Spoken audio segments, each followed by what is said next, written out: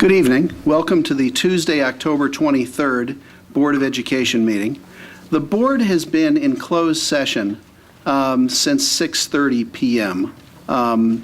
Discussing probable and imminent litigation, approval of the September 25th, 2012 and October 9th, 2012 closed session minutes, and employment of employee. So first, let me go to a roll call.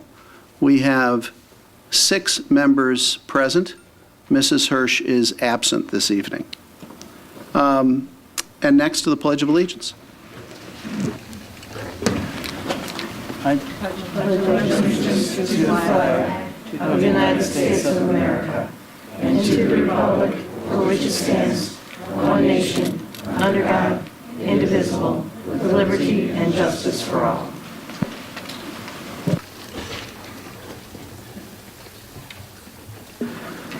So that leads us to the best part of any school board meeting, the student and staff recognition section. So first, the 2013 National Merit Scholarship commended students.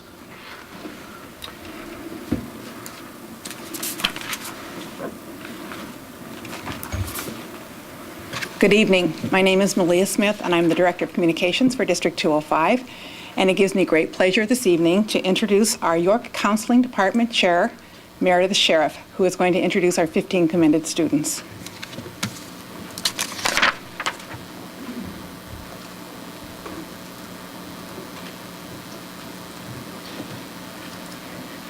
Good evening.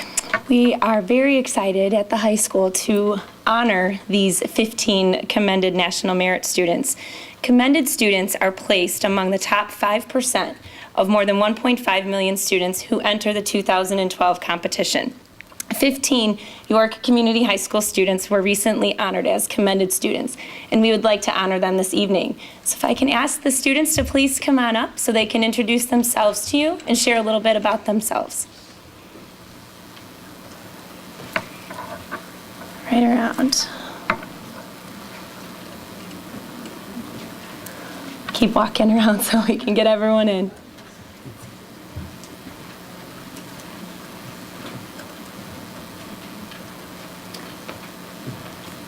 If you wouldn't mind introducing yourself and letting everyone know what college you think you might be interested in attending and a potential college major. My name is Steve Holland. I'm interested in Washington University in St. Louis, and I'm hoping to major in computer engineering.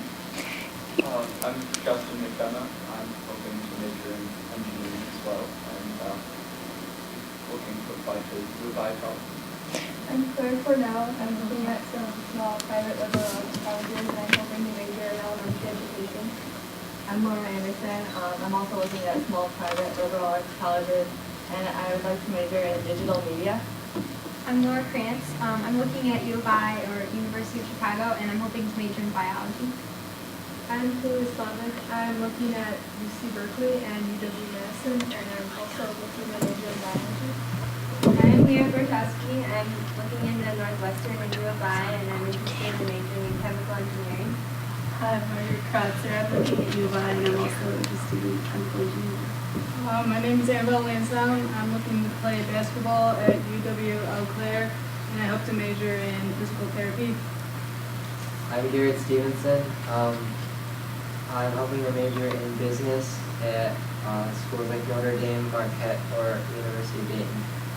I'm Jenna Honeywell, and I'd like to go to Northwestern. I wanted to clear myself pre-med, and I'm not really set on a major yet. I'm Anthony Parati. I'm looking at U of I, and I want to study business. Thank you very much.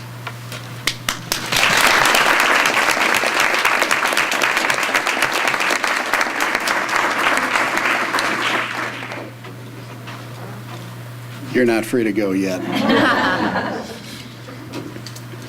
So it gives me great pride to honor some of the best and brightest students at York High School with the following proclamation. Whereas the National Merit Scholarship Program, established in 1955, is recognized throughout America as one of the most prestigious indicators of academic excellence And whereas last October, over 1.5 million students took the 2011 preliminary SAT National Merit Scholarship Qualifying Test and entered the National Merit Program, a nationwide competition for recognition and awards conducted by the National Merit Scholarship Corporation. And whereas, of the 50,000 highest scorers, some 16,000 were designated semifinalists, while 34,000 high performers were honored as commended students. And whereas, as National Merit Scholarship Corporation spokesperson recently noted, recognizing academically talented students plays a fundamental role in the advancement of educational excellence within our nation. The young people recognized as commended students represent some of the best and brightest minds in the country, as demonstrated by their outstanding performance in our highly competitive program. And whereas, York Community High School students Laura Anderson, Clara Cornwell, Margaret Croster, Lee Grotowski, Jenna Honeywell, Peter Howland, Joseph Kleinhans, Laura Krantz, Anna Lansdowne, Justin McDonough, Ann Nelson, Anthony Parati, and Elena Schwartz, Kaylee Slavic, and Gareth Stevenson have been named as the 2013 National Merit Commended Students representing the top 5% of U.S. high school seniors. And whereas this accomplishment brings pride and prestige to York Community High School, District 205, and the families of these students and the community. Now, therefore, be it resolved that the Board of Education and the administration of Elmhurst Community Unit District 205 express congratulations to these students for this outstanding academic accomplishment. Congratulations.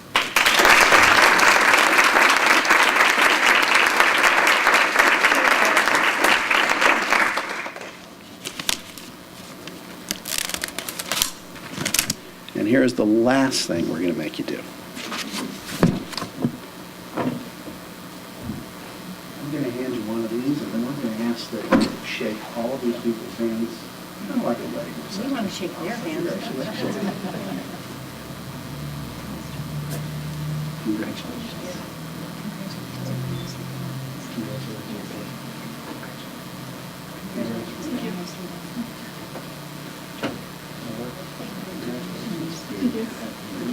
Way to go.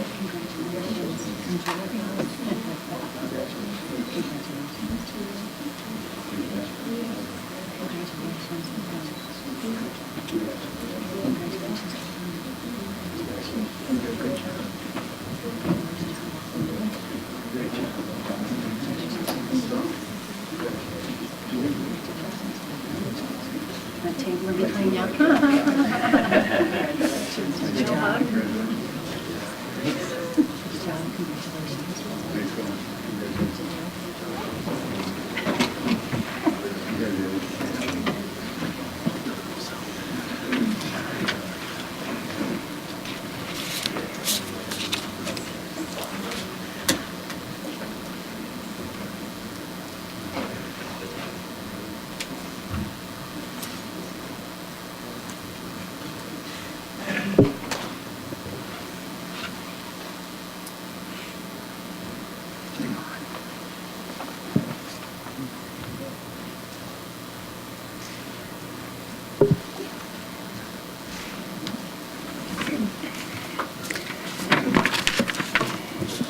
And now for our second proclamation of the evening.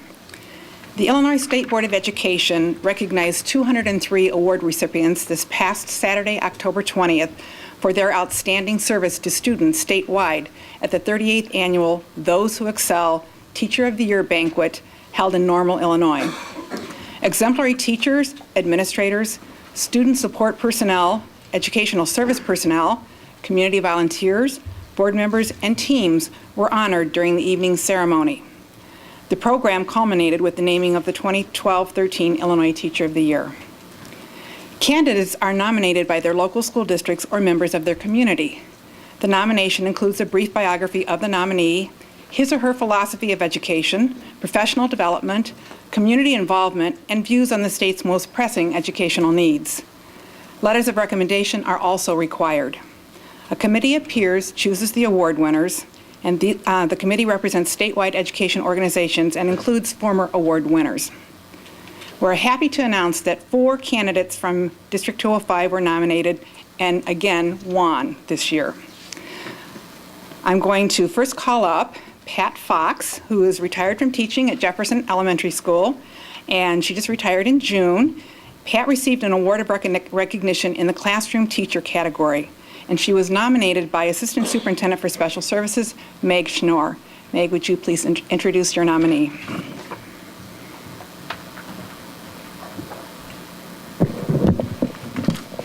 It was my distinct pleasure to nominate Mrs. Pat Fox for the Those Who Excel Award for teaching staff this year. I first heard about Pat Fox long before I started teaching in Elmhurst, believe it or not. I was at a family reunion, and I was talking to my cousins who live in Elmhurst. They live in the Jefferson boundary, and they were telling me what a wonderful kindergarten teacher their son Jack had. They told me that she was sweet, energetic, and most of all, she differentiated for his extremely advanced reading level and kept him interested and excited about school.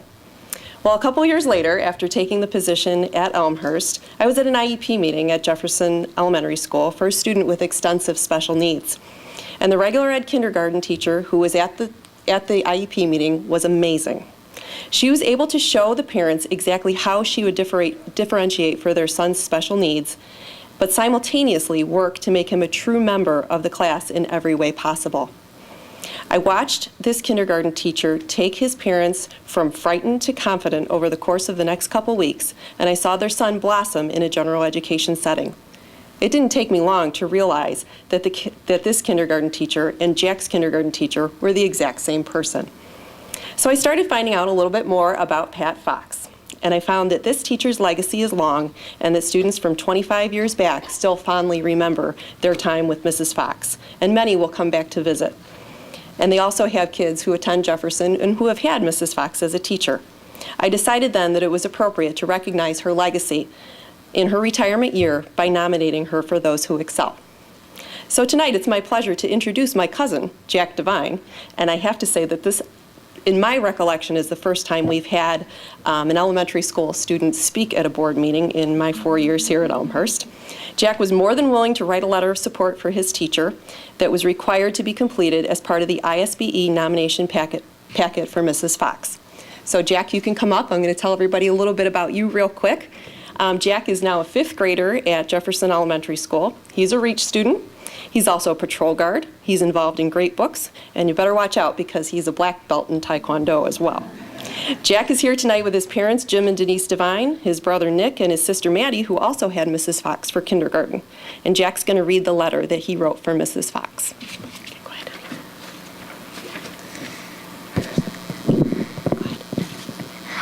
I am writing this letter to recommend and support Mrs. Fox for the Those Who Excel Award through the Illinois State Board of Education. As a student in Elmhurst Community Unit School District 205, I was lucky enough to have Mrs. Fox for my kindergarten teacher. As an early reader, Mrs. Fox helped me excel at reading even more. She always challenged me and made learning fun.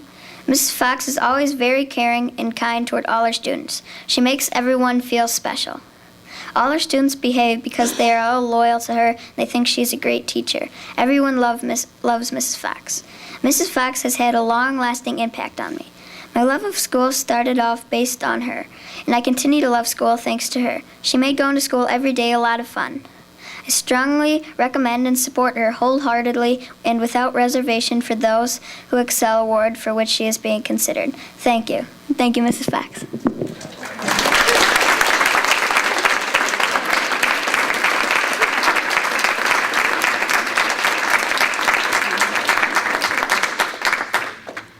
I bet he's glad I taught him to read. Thank you, Jack. Beautiful. Just stand back and they're going to do a couple.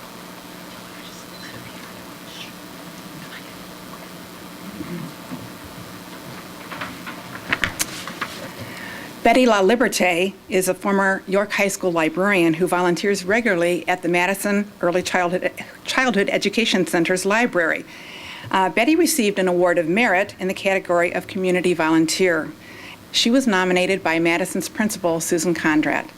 Susan, would you like to introduce your nominee?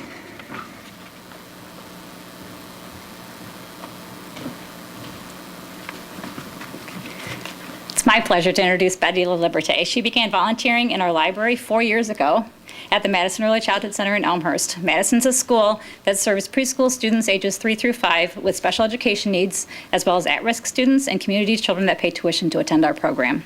Betty's a retired Elmhurst 205 York High School librarian. When Betty came to us to volunteer, the Madison Library was housed in a corner of our gymnasium. The location was not at all ideal with the noise and the gym activities that did not foster the typical library environment. The checkout system was of note cards that were unorganized, inefficient, and not beneficial for keeping our meager inventory of books. After seeing our library, Betty congratulated our efforts in establishing a library for the children, and because she sees literacy as of great importance, she was happy we were willing to try and instill reading as a habit the children could continue at home. Betty's tireless efforts have turned our library around. We now have a dedicated library space, and with the support of school resources, she helped establish an automated catalog and checkout system.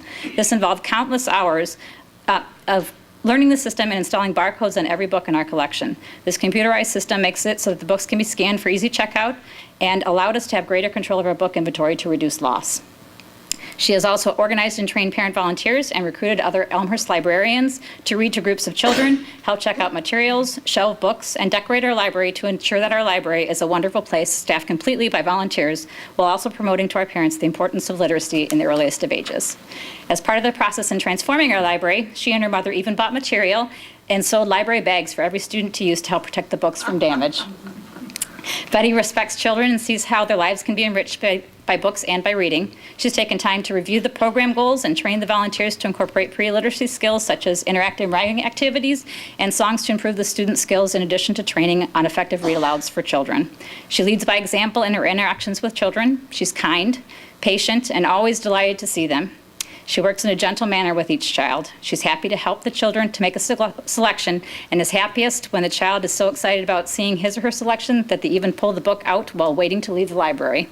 Betty always has a smile on her face. She's elated to see the children and interact with them, and they're happy to see her as well. When you see Betty in the school library, it's easy to see her passion for volunteering, and when children enter the library, the room warms up with love and kindness. We think Betty is such a blessing to our library and to our school family that we want everyone to know about this truly spectacular volunteer and think she exemplifies the purpose of recognizing volunteers in Illinois as someone who excels through her lifetime of work in promoting literacy for all children. So thank you, Betty.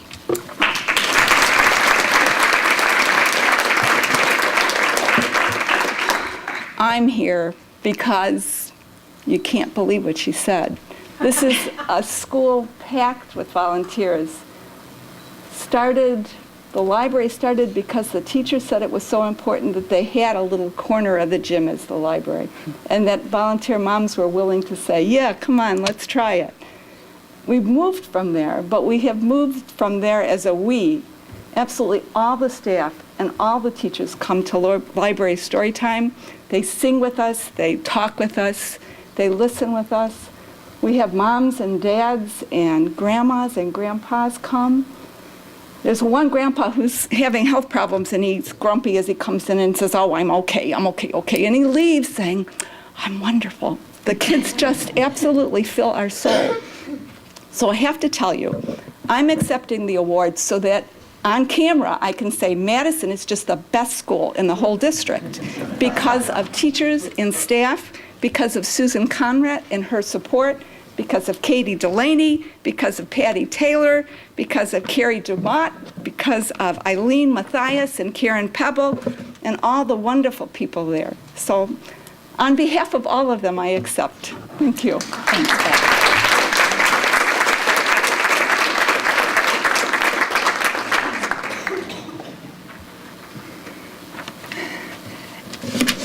Effie Nassus is a Bryan Middle School Language Arts and Social Studies teacher. She won an award of recognition in the Early Career Educator category. Effie was nominated by Bryan Principal John Glimko. John, would you like to introduce Effie?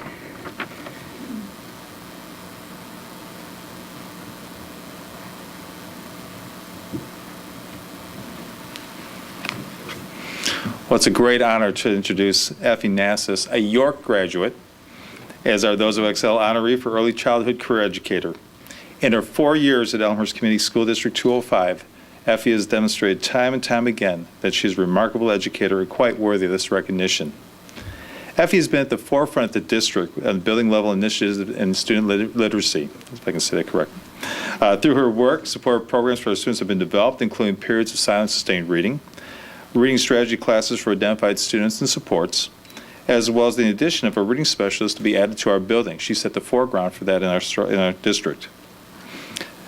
Effie's been very involved with all the different programs throughout the time, stays active in district level committees. She provides in different sites inside our building, a district literacy site for Brian's staff and students, as well as she's piloted several programs for our building.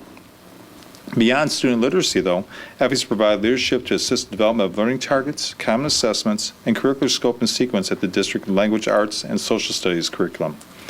In addition, she's currently serving as a mentor for our new staff members, and she's a great leadership to provide this induction, because somebody's gone through the whole district.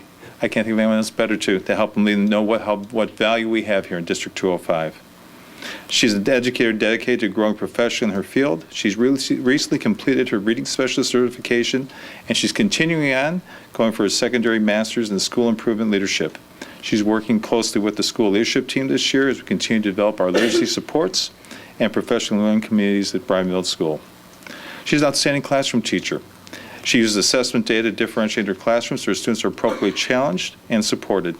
She works collaboratively with her peers and has developed grouping structures that allow for flexible scheduling within the classrooms to help all students with their learning targets. She uses innovative lesson structures such as Socratic circles to help students explore and expand their knowledge of language arts. She's also piloted additional programs and supports for students in classrooms at the school. She helped develop the writing lab that work with targeted students in her classroom, and she also oversees the after-school study hall program. Beyond her efforts for our students in the classroom, Effie is very supportive in student interests and activities. She's in frequent attendance at school athletic events and performances. She helped me with McTeacher Night last week at McDonald's, and she's really always there for their students at all times. The impact that Effie has made on our school and district continues to be significant. The fact that she's contributed so much in such a short time, within 4 years, is quite remarkable. She is truly a leading educator and quite worthy of this honor. I thank the board for this opportunity to honor her in front of the public, and thank you, Effie, for all your contributions at Bryan. Thanks. You did a good job.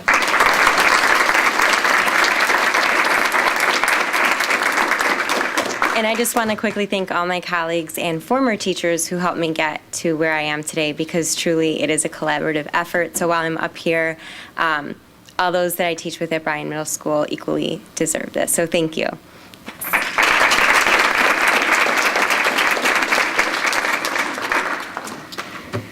Jonathan Pallas is a former Jackson Elementary School educational assistant who this year is working as a teacher.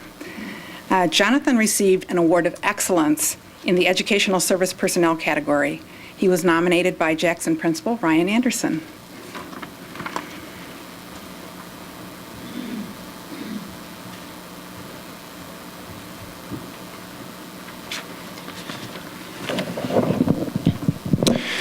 Good evening, Elmhurst Community Unit School District 205 Board of Education and Community.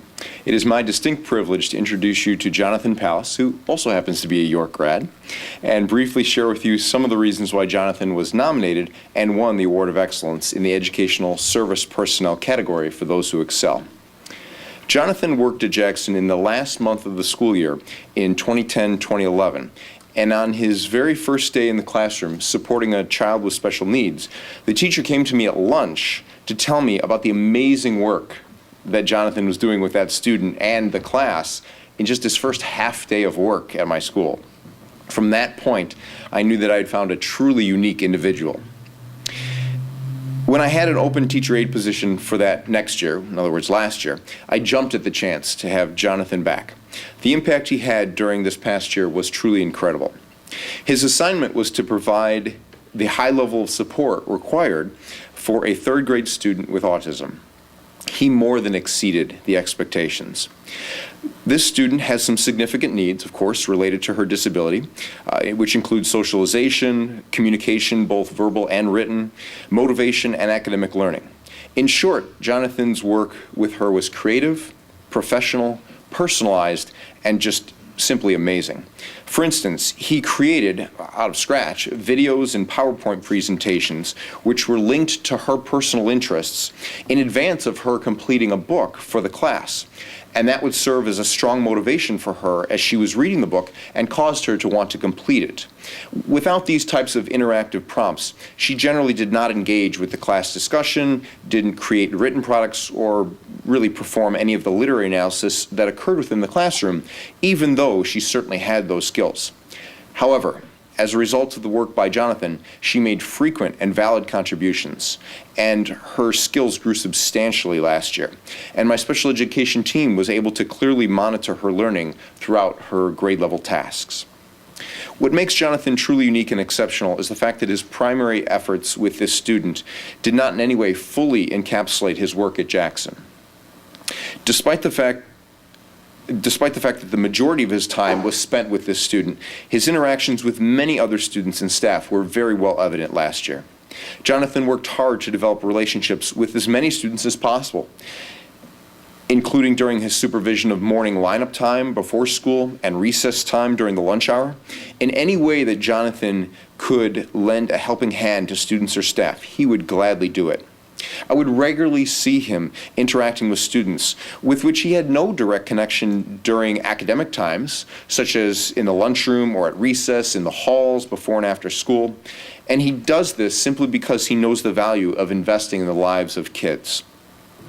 One quick and creative example would be how he successfully reinforced the need for students to walk down the hallways quietly and appropriately. When the students had a very positive Monday through Thursday in meeting the expectations for hallway behavior, Jonathan would play the Friday Ninja game with the students. And essentially what that would be, he would pretend to turn his back on the students as they would walk down the hallway. And the students had to act like, well, ninjas, of course, moving with the quietest tiptoeing down the stairs. And if they were quiet, like a ninja would, then he would allow them to pass by. If not, well, they would just simply need to go back and try again until they met these expectations. And the kids just loved it, of course. And, I mean, he was getting them to do exactly what we were expecting of them. In summary, Jonathan was just a fabulous model for students, for colleagues and staff, and truly made me a better principal. For all these reasons and many others, Jonathan is extremely well deserving of this accolade.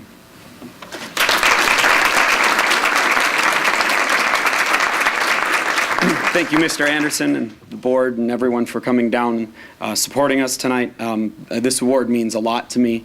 My time with District 205 was excellent, and I was really disappointed when I started at my new school and they don't have any stairs, so we can't do Ninja Friday. So thank you very much.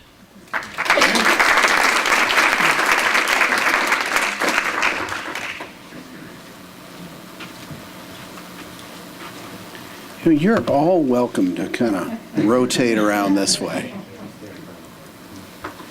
You know, it's no secret that a big reason our schools are great is because of the great people that work in them, whether we pay them or they volunteer. So thank you for all you do. You just have to make it through one more proclamation.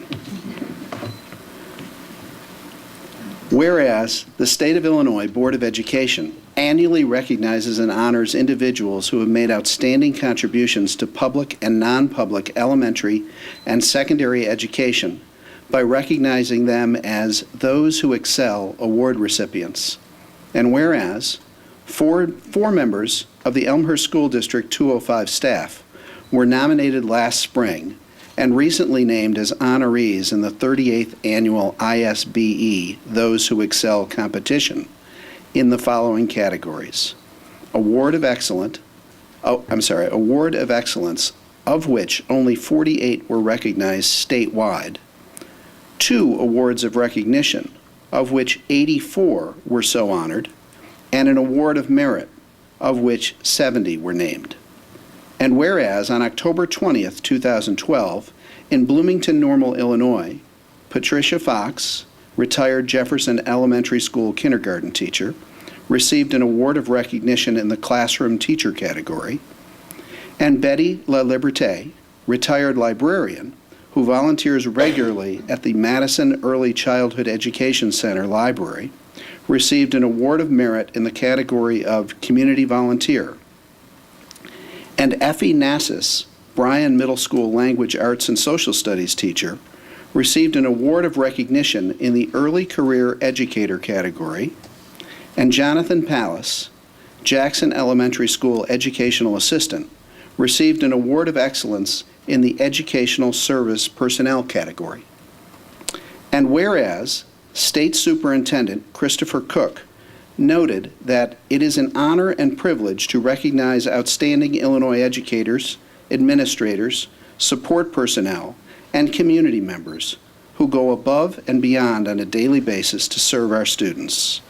And whereas this accomplishment brings pride and prestige to Elmhurst Community Unit District 205, Jefferson Elementary School, Madison Early Childhood Education Center, Bryan Middle School, and Jackson Elementary School, and to the community. Now, therefore, be it resolved that the Board of Education and Administration of the Elmhurst Community Unit School District 205 express deep appreciation and congratulations to these 4 award winners for their outstanding accomplishments.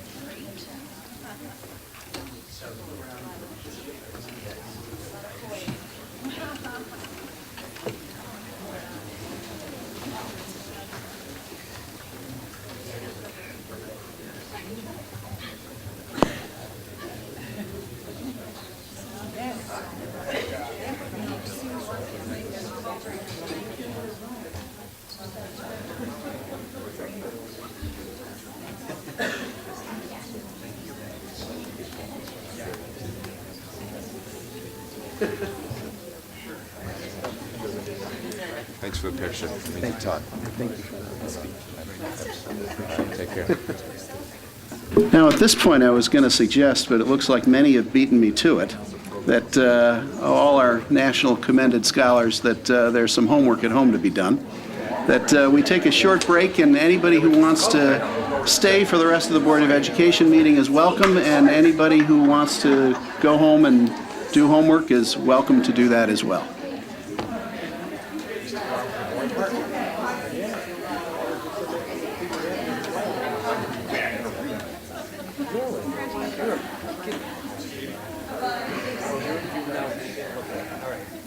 I was thinking maybe from here, that you were here. Yeah. All right, I'm with you. I was ready to get me out of here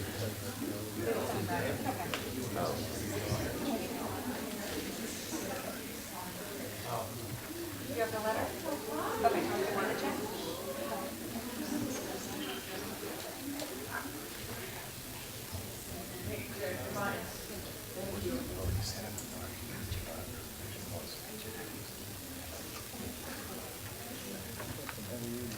All right, let's get back to business.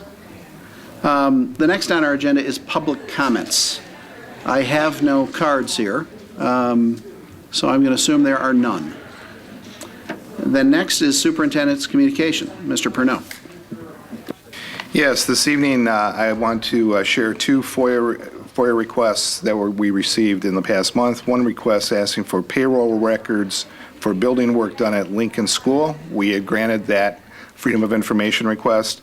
The second one is a commercial request asking for specific contracts, which we also granted under Freedom of Information.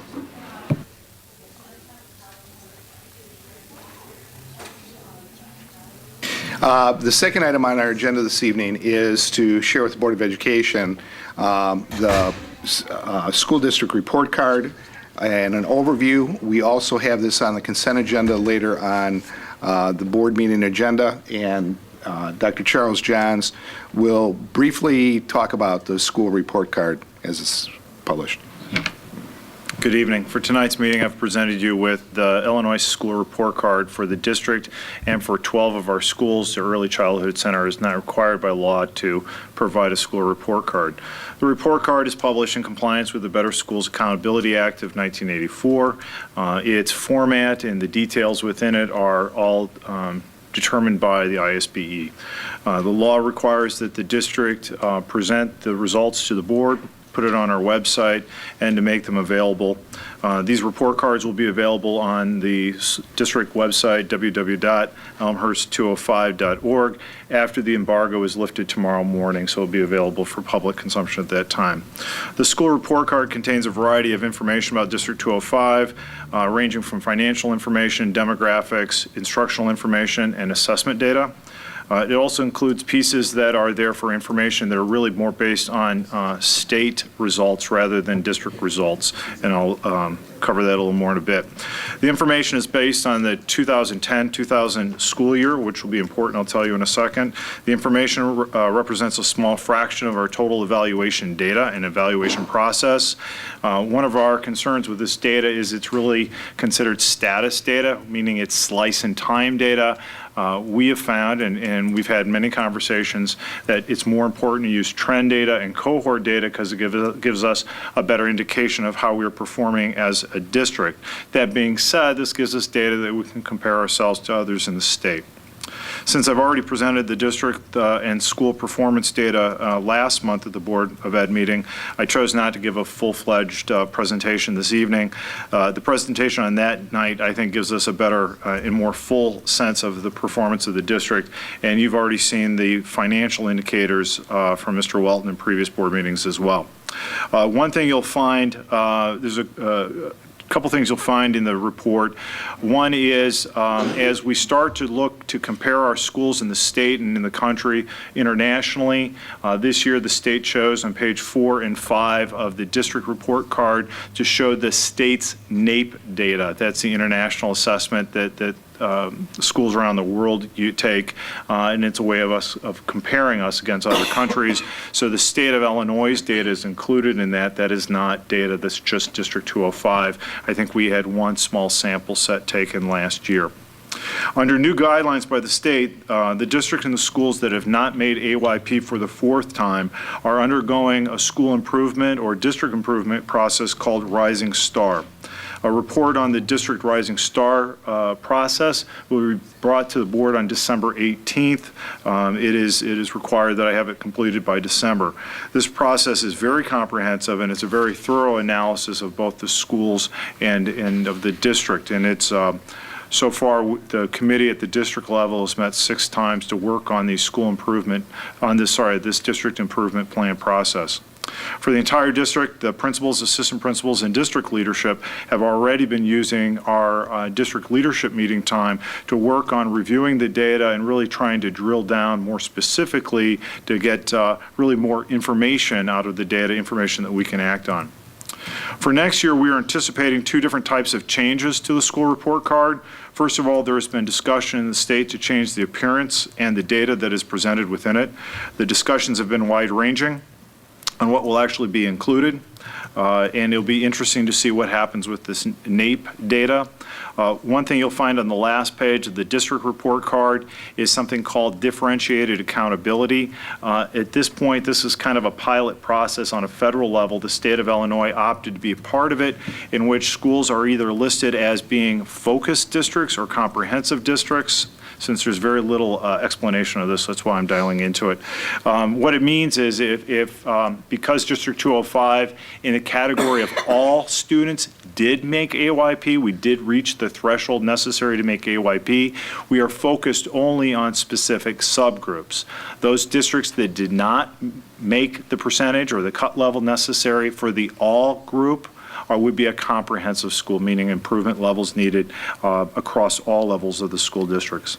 Secondly, we believe, or not just believe, but we're confident that the cut levels for meets and exceeds will change for the next year's school report card. This has been something we've been hearing about for 2 years. We don't have a lot of specifics, but the goal behind the change in the cut levels is to even out the discrepancy in the meets and exceeds that we see at K-8, where in our district it's approximately 95% meets and exceeds. The K-8 differs from the high school, which is in the mid-upper 70s. Now, we know these are the same sets of kids, and they're all performing as expected. It's not that all of a sudden we regress 20% as kids move into the high school. It's a different test, and different cut scores were set back when No Child Left Behind was enacted in Illinois. So now the state would like to equalize that a little bit. From what we've heard, this will cause a dip in our meets and exceeds of up to 30%. We don't think it will be quite that much. We suspect it will fall in line, so our K-8 meets and exceeds should look pretty close to what we see at the high school level in the mid to upper 70s. Finally, as a heads up for the future, if the Common Core state standards movement continues and prevails in its implementation, we anticipate that the ISAT will be replaced by the PARC in September of 2014. So this ISAT data will not have a long shelf life. PARC stands for the Partnership for Assessment of Readiness for College and Careers.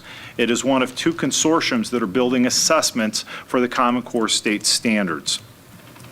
As part of the update on the PARC, one thing that's good news about the PARC is it shifts our accountability assessment to a growth measure. So if there's something that could be promising in that.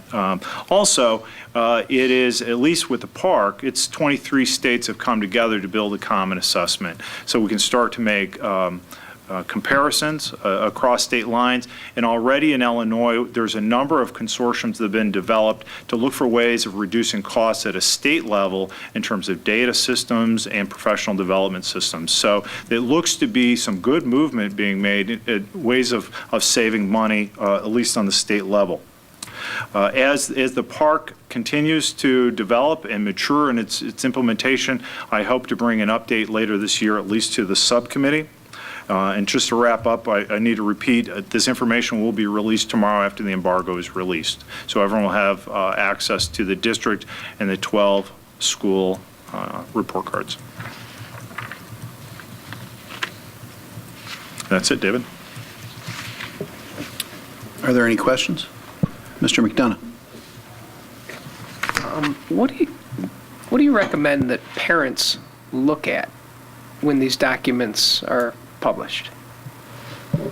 Yeah, I think for confidence in districts, you want to look at things like graduation rate, dropout rate. You want to make sure that the scores as high as ours should be expected to fluctuate a little bit, because some of our schools had 100% meets and exceeds at certain grade levels last year. We would expect some fluctuation off of that, but keeping an eye on major sweeps that endure across several years, parents should look at as an indicator of the effectiveness of a school district. It does not tell them much about their individual child, but it's really a picture of the whole school district and school.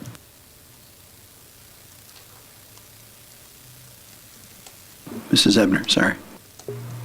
Yeah, I have a question about the NAEP results. Are we addressing, or how are we addressing these results? Or is it just something that we're showing for this, on the school report card? The NAEP was a design element that the ISBE included in the report card, so it wasn't something that we had any volition over at all. It is important, I think, as a nation, as we look to create competitive educational systems, that we use the NAEP as kind of a hallmark, a benchmark assessment, so we can make some comparisons internationally. There are some real problems with it. Many of the schools that are NAEP schools,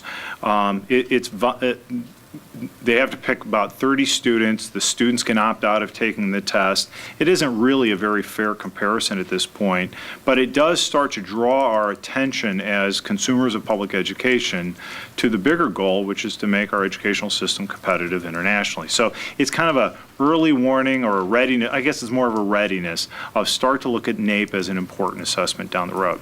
We don't have any results for our district, so we can't quite act on it.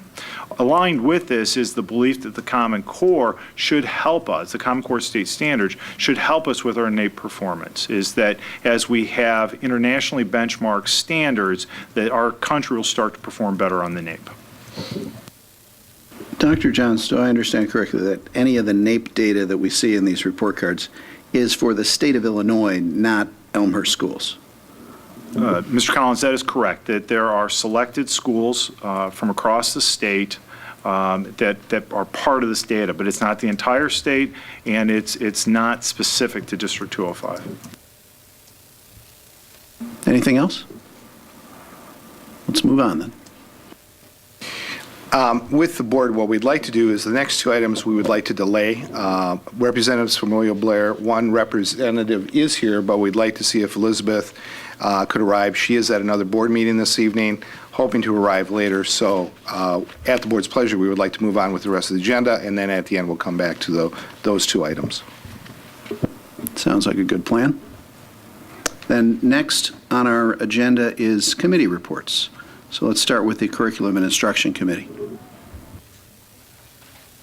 Yeah, the Curriculum and Instruction Committee met on October 10th, and we started the meeting with a discussion of our NOVA 5000 devices. These are the new data loggers in our middle schools. And the District 205 Foundation was present. It was a committee of the whole meeting.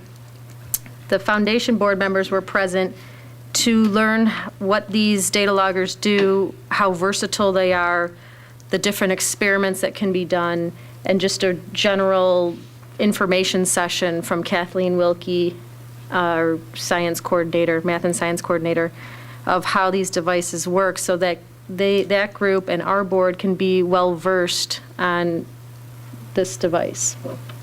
And we discussed why we're investing in the middle school grades, 6th through 8th grade, and there are really two things that came out of that. One is we've heard from the community that we need to improve our middle school science, and we are responding to that community need by improving our middle school science and math curriculums.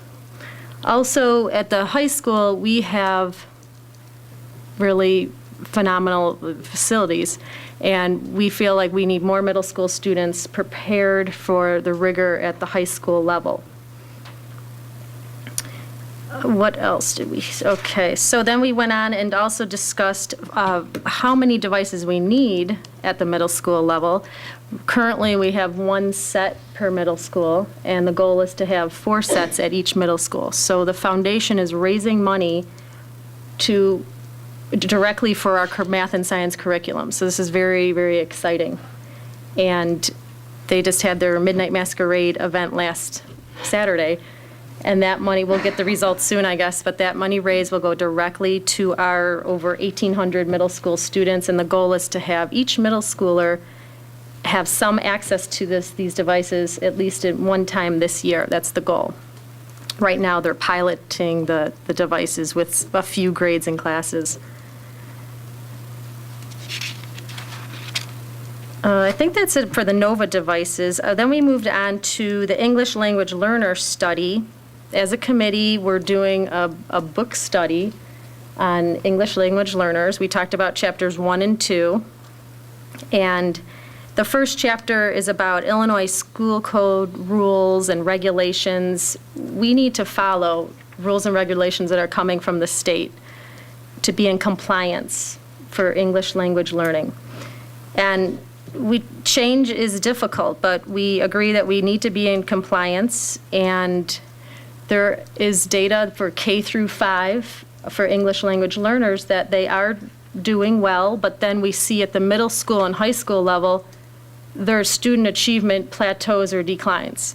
So if you look at the big picture, K through 12, we need to make changes so these students can continue to achieve throughout their high school, middle school and high school. We also talked about some myths that there are. I think part of this book study is to become more knowledgeable about some myths on English language learning, and then talk about that at a workshop session at the board level, and then start going out into the community to talk about what the research shows with teaching English language learners. For instance, like one myth we talked about is there's a myth that young children learn languages very quickly, and that really is a myth. It's not true that they learn quickly. It's actually older students learn languages more quickly because they have more cognitive ability and more experience in life and so forth. So we went through some of those myths. That was just one example. We also talked about Chapter 2, school-wide approaches. The best way to teach English language learners is to have the whole school be responsible for these children, not just bilingual teachers or ELL teachers. So we talked about all teachers and administrators being knowledgeable about how to teach these children, and we will look forward to the next committee meeting where we'll discuss the next few chapters in the book. So a workshop meeting is coming. It might take a few months, but we'll get there. That was the main part of the meeting. That took about 2 hours, those 2 agenda items. So the last 3 agenda items we really went through very quickly. We tabled key district performance indicators for curriculum. We're going to talk about that at another meeting. Community forum preparation. We distributed a list of curriculum concerns we've heard from the past year from our community, and it's a 1-page list, and the curriculum committee is just going to review those concerns in preparation for November 5th. And the last thing was Charles Johns has a list of proposed textbooks, which is on our agenda tonight. That's it. Mrs. Stufen? Oh, any questions? Yeah, I just wanted to talk about the English language learners from the standpoint of, so the plan is that you all are doing this study with this book and, researching and really understanding not only from research data, but practical application in the classroom, what's going on with ELL. And then the plan is for there to be a board workshop in the December or January timeframe for all the board members to discuss what our approach will be. Is that kind of the thought? Well, I think what we were thinking is we would bring recommendations to the board and then discuss those recommendations. Now, I think before we do that, then each board member would need to have, does every board member have that book? Susan, do you have that? Did you have the book also? I think it's important, Charles, that each board member receives this book, well before that workshop meeting, so they can reference these different chapters. So it would be helpful if we're discussing this in the committee. We'll come with recommendations, but then we'll have a better workshop meeting if all board members are familiar with the book. Yeah, because that was my second and last piece of it is, for those of us that are not part of the Curriculum Instruction Committee, what should we be doing now until then to better prepare ourselves, if anything? Or is it the book, or are there other things? Or will you kind of brief us and get us up to speed before we hit it in December and January to make decisions? Yeah, I'm sorry. I thought the books had already been delivered, so we need to distribute the books for the people who are not on the subcommittee, and those will be out right away. And I'll put some directions on which book to read first. We actually have 2, but there's one in particular I think will be most helpful. And I think we have some continued conversation in terms of how we actually want to develop the workshop. We're fortunate that the author actually lives in the Chicago area and has already indicated willingness to work with us, so, and lead a discussion. Okay, thank you. I mean, I know that it was a committee meeting of the whole for the NOVA devices, so we were all there. And because of the ELL discussion started taking place as I was packing up, and it was really interesting, I stayed. So any background, I think, in preparation for the full board workshop, I think would be helpful. And so I already have the one book that you distributed that meeting, just so FYI, I don't need to. Anything else for curriculum and instruction? Then let's move on to finance and operations. Okay. The Finance and Operations Committee met on October 16th. Quick spin through the agenda here. During the public comment period, we were fortunate enough to have an Elmhurst resident who is the DuPage comptroller for the state of Illinois, and he was nice enough to come out and talk to us about, at the last meeting, there was an item on the agenda about the debt recovery initiative and going through the comptroller's office, and he had said that there had been a few bumps on the road with other districts and offered his help in getting that done. I noticed the intergovernmental agreement is on the agenda tonight, so I trust that that's all been worked out, but he's a great resource for us to have, and we're fortunate to have him generous enough to give his time to come to our meeting, so we thank Joe Frost for that.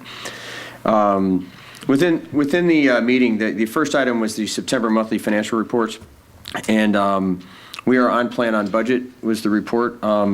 Lest this sound like a broken record, I do want to point out that each month we seem to come here and say we're on plan on budget. The fact of the matter is that our expenses, our revenues are primarily property tax collections, and we get those checks twice a year. We get June 1 and September 1, and so those are pretty known quantities. And a majority of our expenses are labor related and contractual. And so those are pretty predictable for us once we get going in the school year and we know what our head count is. Wild cards include the state reimbursement, which has been consistently behind, but in a consistent way. So when I say that we're on plan on budget, I think the other piece of that is we have a great finance director who's got a crystal ball in his office that allows us to predict these things to high levels of precision.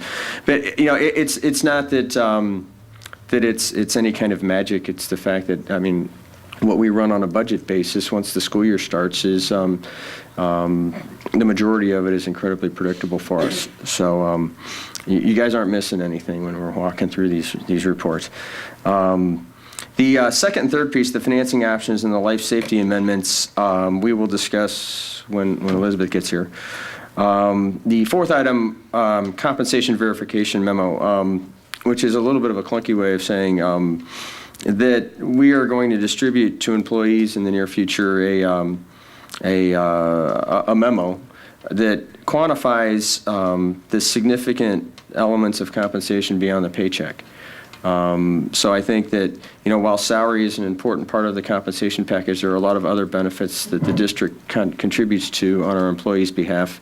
And similar to my experience in the private sector, those reports at the end of the year, I think, can be eye-opening to employees when they see the total amount of compensation that they receive beyond just what their W-2 says.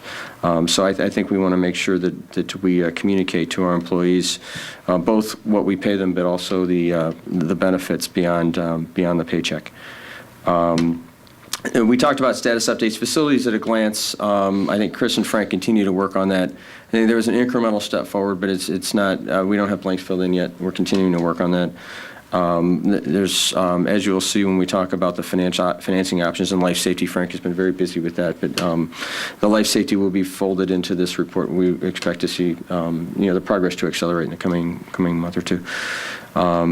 In the last piece, we just talked about community development at the city level. What that means is, to making sure that the lines of communication are open with the city as it pertains to residential development within the city, so that we're not caught unawares to the extent that there are developments that have an impact on the enrollment in our schools. Because as you will see in the facilities at a glance report, there are a number of our schools that are fastly approaching their capacity limits.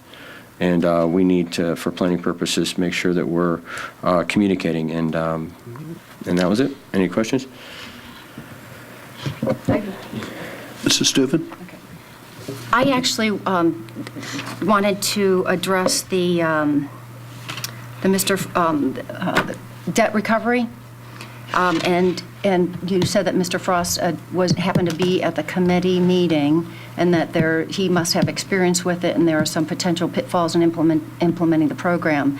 I noted in preparation for the upcoming Board Improvement and Policy Committee, we have a new October press, and it actually has the debt recovery new policy that Illinois IASB is recommending all school districts to adopt this, which we had talked about at our last committee meeting.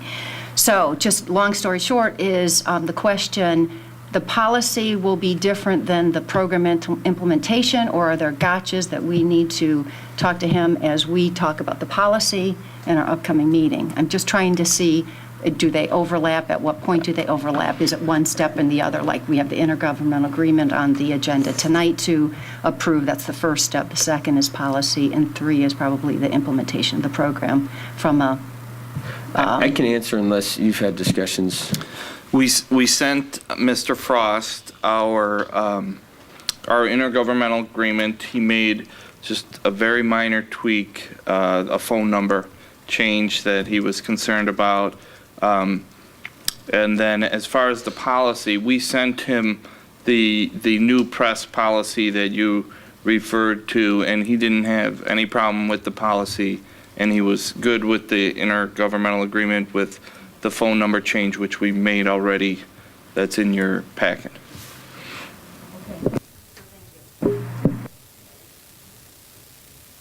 Mrs. Ebner, did you have a question? For your status update, what is the time frame for facilities at a glance? Should I not ask that? Yes, we're meeting next. We're meeting this Friday. We continue to make improvements to it. I'm hoping for a more final version at the next Finance Committee meeting, which is November 18th, I think. But that will be a more final version, and then I know we will be presenting it to the Community Advisory Committee on December 13th.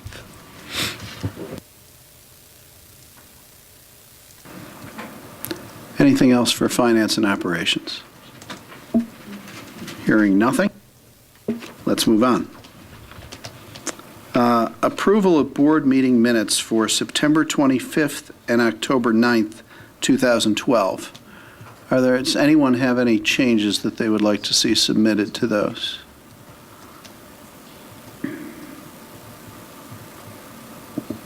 Mrs. Stufen. I just had a minor change that I know I sent to Ellen, but I need to communicate it here, is October 9th, page 7, just that my statement about the capital improvements at both Conrad Fisher and Churchville, that we've known about those capital improvements. Anything else? Nothing? So we approve those minutes with the change that Mrs. Stufen has proposed.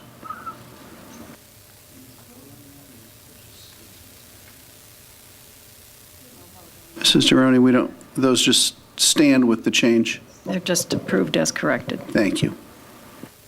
So, the next on our agenda is the superintendent's consent agenda.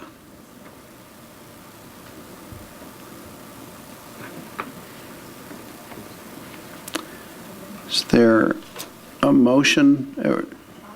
Okay. I move that we approve the superintendent's consent agenda items A through G. Point of order. I'd like to withdraw something from that consent agenda. Go ahead. I'd like to withdraw item G. Okay. So, Mrs. Ebner, could you remake that motion, please? I move that we approve the superintendent's consent agenda items A through F. Okay. Mrs. Walsh? I'll I second. believe this is, any discussion on this? I'm sorry. A through F. All right. Mrs. Walsh? I'll second. I'm sorry. Thank you. All right. I apologize. I'll get there. Moved by Mrs. Ebner, seconded by Mr. McDonough. Thank you for keeping me in line here. Mrs. Walsh, please call the roll. Mrs. Ebner? Yes. Mr. McDonough? Yes. Mrs. Droney? Yes. Ms. Hirsch is absent. Mrs. Stufen? Yes. Mr. Bloom? Yes. Mr. Collins? Yes. Motion passes 6 ayes, no nays, 1 absent. I need a motion for item G so we can have some discussion.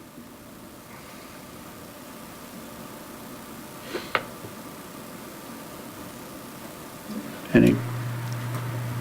I move that we approve item G under the superintendent's consent agenda. Do I have a second? Second. Okay, moved by Mrs. Ebner, seconded by Mrs. Deroni. Any discussion? Mrs. Deroni. This is the policy that revises the procedures around residency when a family moves into our district. And I don't object to the spirit of the change at all. I think it's done to make it easier for families who are moving into the district and who for some unforeseen reason are not able to take residency on the first day of school. And what this policy does, as you all know, is to allow parents to pay tuition for 3 months if they feel they can't move in on day one, with the understanding that that tuition will be refunded to them should they present proof of residency prior to the 3-month period. I think one of the other goals, as we had a conversation about it at the last meeting, at the first reading, was to take some of the discretion that was in the old policy that sat in the office of the superintendent, take it out of there and spell it out in the policy so that there wouldn't be so much haggling going on in the superintendent's office about, and seeming unfair decisions being made and parents being concerned about that. And I think both of those are fine goals for the changes in this policy. However, this is a huge change from what we've done in the past. And I would suggest that we go more slowly. It's much easier to present a policy and then make it more lenient when you see that it's working. We really don't know how it's going to affect the district to have this kind of tuition refunding going on. It may be minimal. It may not. It may be a big deal. People may decide that, yeah, let's do that. I can pay this tuition, get back. Hopefully I'll be able to move in 3 months. And I just think it's such a big change that we should start out and maybe go with a 30-day or a 60-day time period rather than just 90 days at once. If we institute a policy at 90 days and we decide, whoa, this is too much, we don't want to do this, let's back off, it's much harder to back off and be more lenient in a policy that you have enacted. The second thing that I think, second reason why this should be reconsidered at this time before being enacted, is that it seems to me that this policy only pushes those sticky conversations farther down the road, 90 days down the road. It seems to me that we have as much uncertainty at that 90-day point as we do at the first day of school. I can imagine a scenario of parents coming in and saying, well, you know, I really thought my house was going to be ready on prior to this 90th day, but all I need is 1 more day, or I need 2 more days, or I need another week. And now we've got this conversation taking place 3 months into the school year. And I can hear parents saying, you mean to tell me I've paid 3 months of tuition and now because of 2 days, you're going to not give me that money back and tell me I have to withdraw my child? I just think it pushes those conversations too far down the road. If you have those conversations before the child ever comes to school, it's much easier on everybody. So for these reasons, I would urge board members to vote no on this second reading, to send this particular policy back to committee for a little tweaking. Mrs. Stufen. I would like the full board to weigh in, but what I wanted to do is first get clarification. So if I think about the 2 points that you had made, The second would be, no matter what we say the day is, it's going to be either the first day or the 90-day. So I'm not sure I see a potential alternative solution to that one. So clarify if I'm missing something, Susan. And then the first one is, are you recommending to the committee to look at 30 days or 60 days or what? I guess what I'm trying to be clear is, what would you recommend as an alternative for us to weigh in? I would suggest that we not start with 90 days, absolutely. I suggest if you want to institute something like this where you allow parents to pay tuition that could be refundable, right now that they pay tuition and that's not refundable, if you make that change, that you go easy and go with 30 or 60, have another conversation about it. And I also think, to the second point, that you're not really you're not meeting your second goal. I don't know how you meet your second goal of spelling it out in policy so that the difficult decisions don't take place in the superintendent's office, but rather are spelled out in policy. The policy is vague to begin with on what is appropriate evidence of moving into the district. I can see that becoming a problem as well. I just think it needs more conversation at the policy level, at the committee level. Can I weigh in here for a second? Two things. First, Mr. Pernod or Mr. Welton, how many cases have we had of that pertain to this policy? This year we have 2. Now, saying that, there were other parents who called us who said, we're asking, I would like to enroll my child in Elmhurst. We are going to close on our house within 30 days, 60 days, whatever it was. And when we told them they had tuition to pay, they withdrew their request. Again, the purpose of this was partly to take the difficult discussion with parents, the difficult decision with parents who may not have the money to pay tuition, that they don't have to make a decision of starting their child in one school district and then having to pull the child within some time period at the beginning of the year and then placing them in Elmhurst. Parents agonize over that because they want their child to start in the district, to have continuity, all of those issues. We were trying to address the issue of, if a parent can't pay that money and lose that money, is it really fair to all the parents? This would at least address the issue of, if you can pay tuition, you're going to have to pay tuition up front because, again, we talked about the safeguard of not having parents who never intended to move in or they're going to rent the house.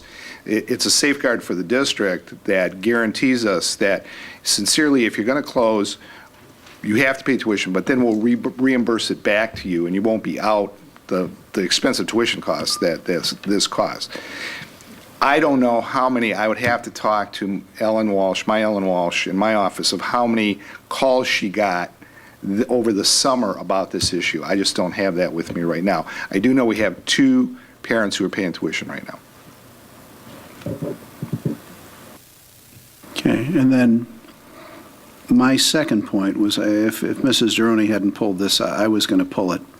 I actually come at this from a little different perspective. I believe the current, the proposed policy that we're discussing tonight says 90 calendar days. And that could conceivably give a parent a choice. Say I'll just throw a scenario on the table. They're building a house. The house will be ready mid-December, early December, okay? 90 calendar days would make them stay in the school district they're in, even though they're moving here, or make them stay in the school district they're in, possibly till,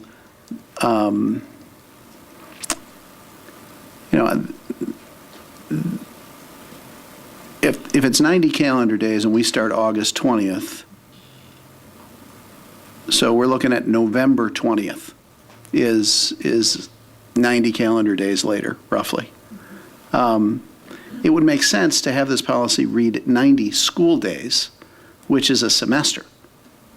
So anybody moving in the first semester would be able to place their kids in our schools and not disrupt their children's education, and then be able to continue on the second semester in the same school district and provide continuity. And personally, I believe that is a better child-centered decision for this board to make. And I would also assume that somebody who's moving in the second semester, particularly late second semester, would choose to keep their child in the school district in which they presently live. I would assume that most policies are like ours. If you move out of the district, you can keep your kid in our school till the end of the semester. Personally, to me, that makes more sense to use school days instead of calendar days because it would be inclusive of an entire semester.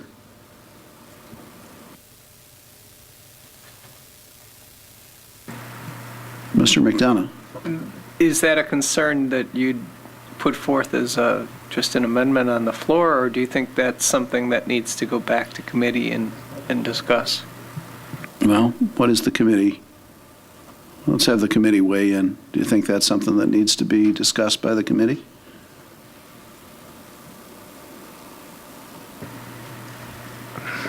We discussed it at length.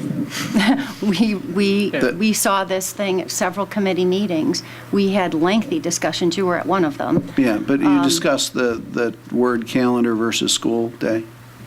We discussed everything. We discussed, we even looked at many different other districts, and we wanted to set it as a precedent with other districts, which is why we used the exact wording that we used, which was 90 calendar days.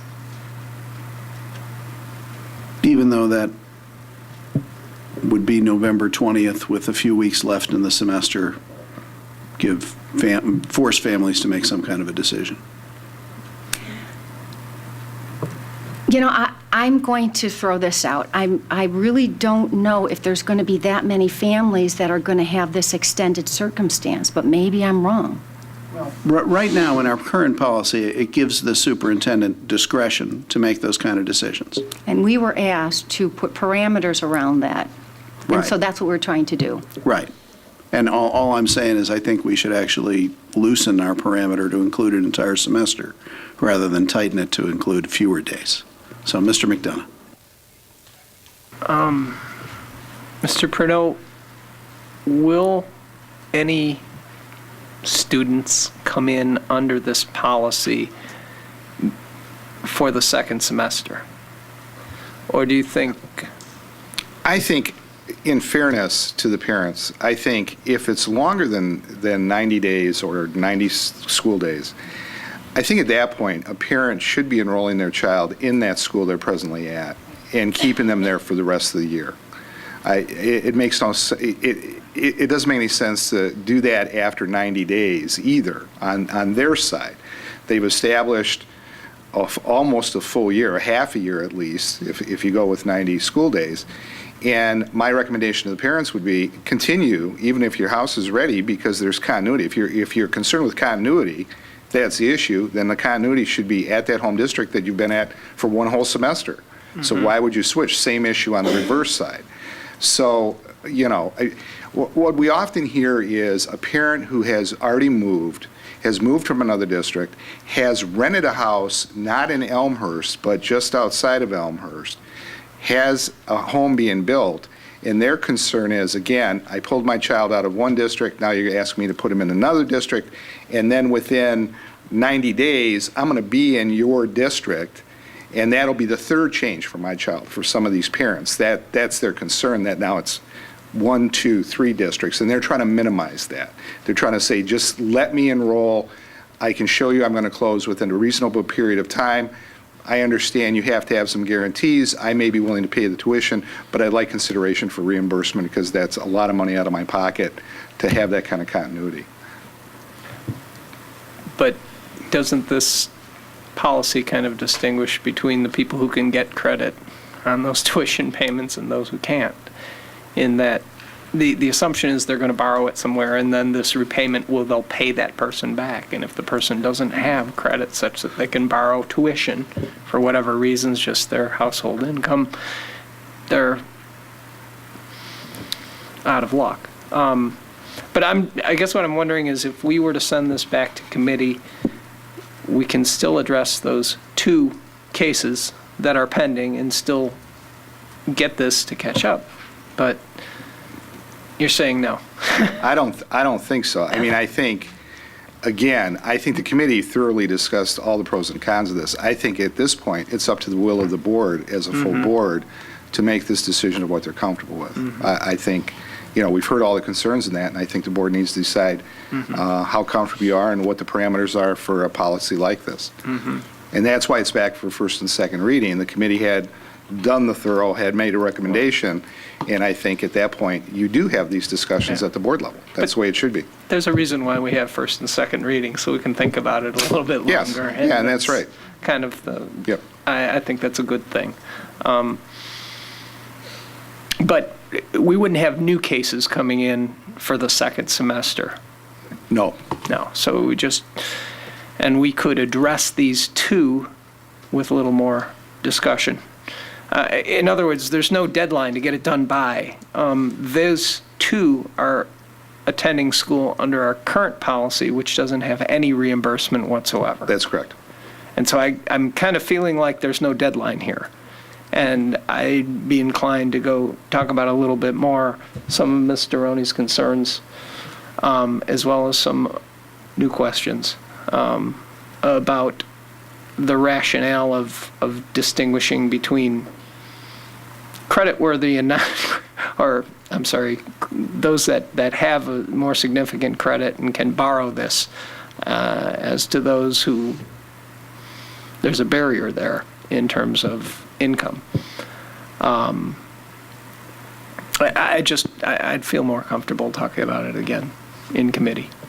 That's fine. I would just point out, though, that, I understand the credit, non-credit issue. However, part of this policy is to protect the district, again, on a commitment to making sure that parents are truly going to commit and really move in. If you don't have that safeguard is gone. I don't know what you could do in place of that. But that was a major concern in our discussion, was making sure that the district was still protected and that these were people who were going to move in and become residents. And that was the kind of protection that we were asking for. So, well, I mean, right now the policy doesn't have any repayment. So, I mean, that's even more security. That somebody's going to follow through. I mean, they're paying money. Why would they pay money if they're not going to show up? Correct. The other, it also has the exception, although it's a standardless exception. But it's my understanding that's such a problematic one that I'm hearing what Ms. Deroni is saying, and I'm thinking that it might be appropriate to send this back to committee for just a little more discussion. I think that it's an important enough issue to, and since there is no time frame, I'd support sending it back. Mrs. Deroni. The other issue occurs to me as we're sitting here talking about it is, what do you do with this parent who pays the first month of tuition and then doesn't pay the second month of tuition, says, oh, but I'm ready to move in, just give me 10 more days. I mean, it just is fraught with, I can't pay the second month's tuition, but I'm not ready to move in yet.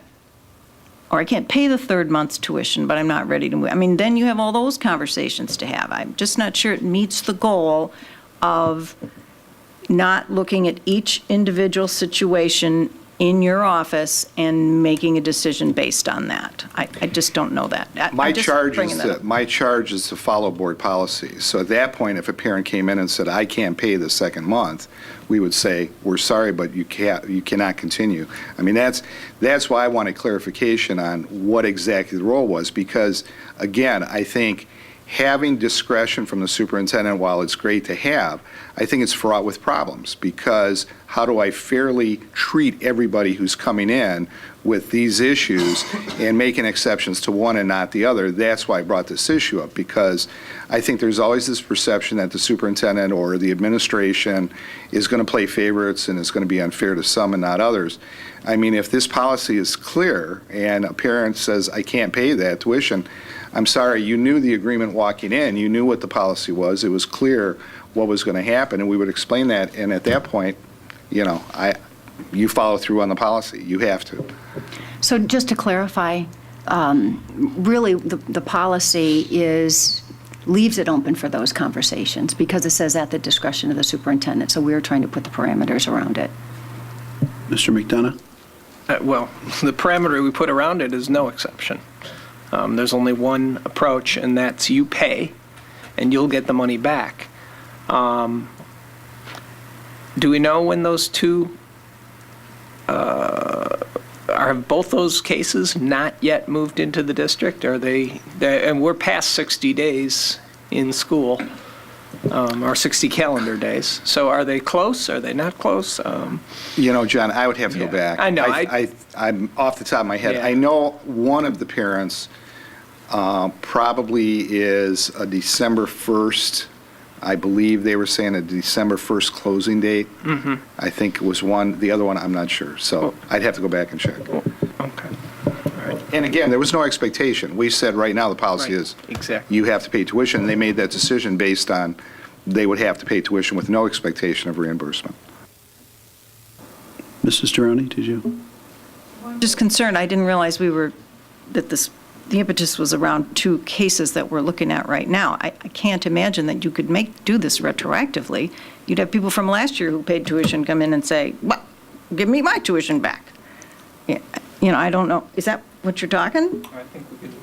I think we can draw whatever, we can grandfather in, we can reach back in time as much as we want. I don't think there's a legal restriction on that. I think we could say, look, it's going to apply to the people who started this year if we want to do that. I think we should That's why say that then in the policy. Well, students who enroll after September 1st of 2012. I guess that's true. If they enroll when it reads with no exception, and then we pass an exception, and we don't identify who's in, who's out, we haven't done a good job, but in drafting.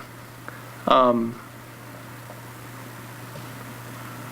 just not comfortable all the questions have been answered. That's Mr. Bloom? I think we started this discussion last board meeting with an overriding goal of enhancing the attractiveness of Elmhurst as a community for people to move into. And I hear there's issues, and I think that there are some discussions that need to happen. One question in my mind was, we talk about the new construction, but in this market with getting a mortgage and maybe selling your own house, if you bought a house in August, it could take 60 days to close or more, to close on a purchase, not just building a new house. And the attractiveness of buying a house in Elmhurst versus another community, if I could get my kids into the school right away, may help enhance the attractiveness of our community for people to move into. So I don't think it's just for people that are building new houses. The second question, and Mrs. Steroni brings up a good point, because builders are notoriously late. When you get to 90 days, at that 91st day, one of the questions is what happens. So is it a reimbursement for the 90 days, but they can still stay in school? There's just no reimbursement for that 10 days more or month more that it may take? Or what happens at 90 days? Does the kid get yanked, or is that just the 90 days that pertains to the reimbursement piece? It would be 90 days for the reimbursement piece, but at the same time, I would have to really, at that point, see the circumstances under which if they had a closing date and they told us the closing date and they were part of that, I would want to know and have proof of why that closing date is no longer valid. But you have the discretion where if a builder did come to you and say, Yes. I'm late, Yes. that you're not yanking the kid out of school. No, we would not do that, but I wouldn't reimburse the rest of that tuition at Right, that point. but that's their risk, and they need to manage their builder to that.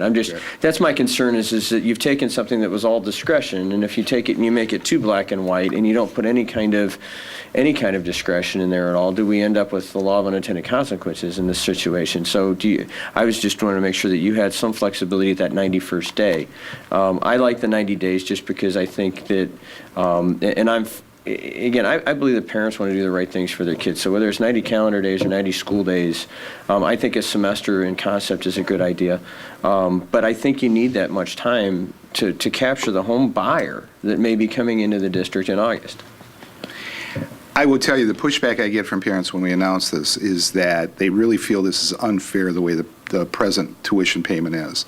They and pointedly have told me, a number of times that I am going to be a taxpayer in your district, and you're telling me that I have to pay non-refundable tuition to your district as a future taxpayer with my intention of moving in, they just think that's grossly unfair and object pretty vehemently sometimes. So that's part of, from their perspective, they really don't get that. They really say, I'm going to be your taxpayer. I'm going to pay my tuition and more in taxes, and you're treating me with slapping a tuition payment on me, non-reimbursable.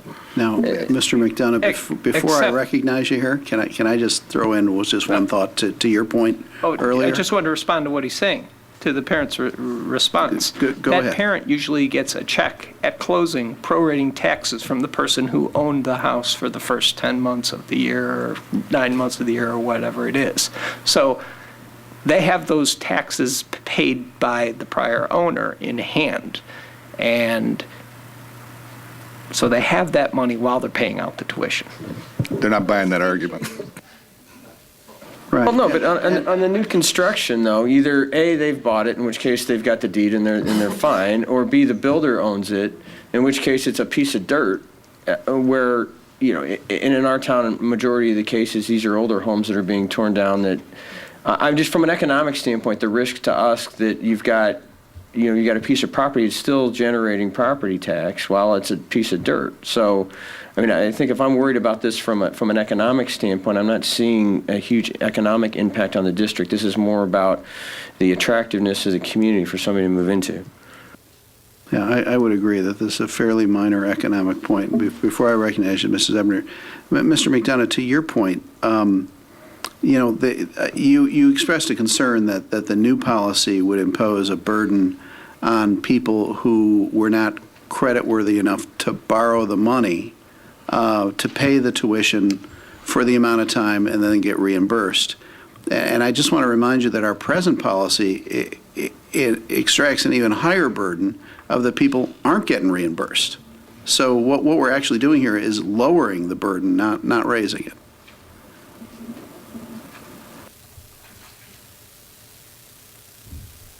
I don't think we're sending it back to reimpose the old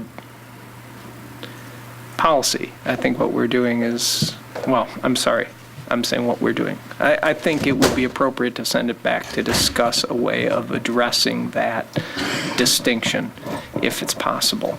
I think a lot of people, when they borrow for their home, they were maxing out their credit. At least it used to be that way.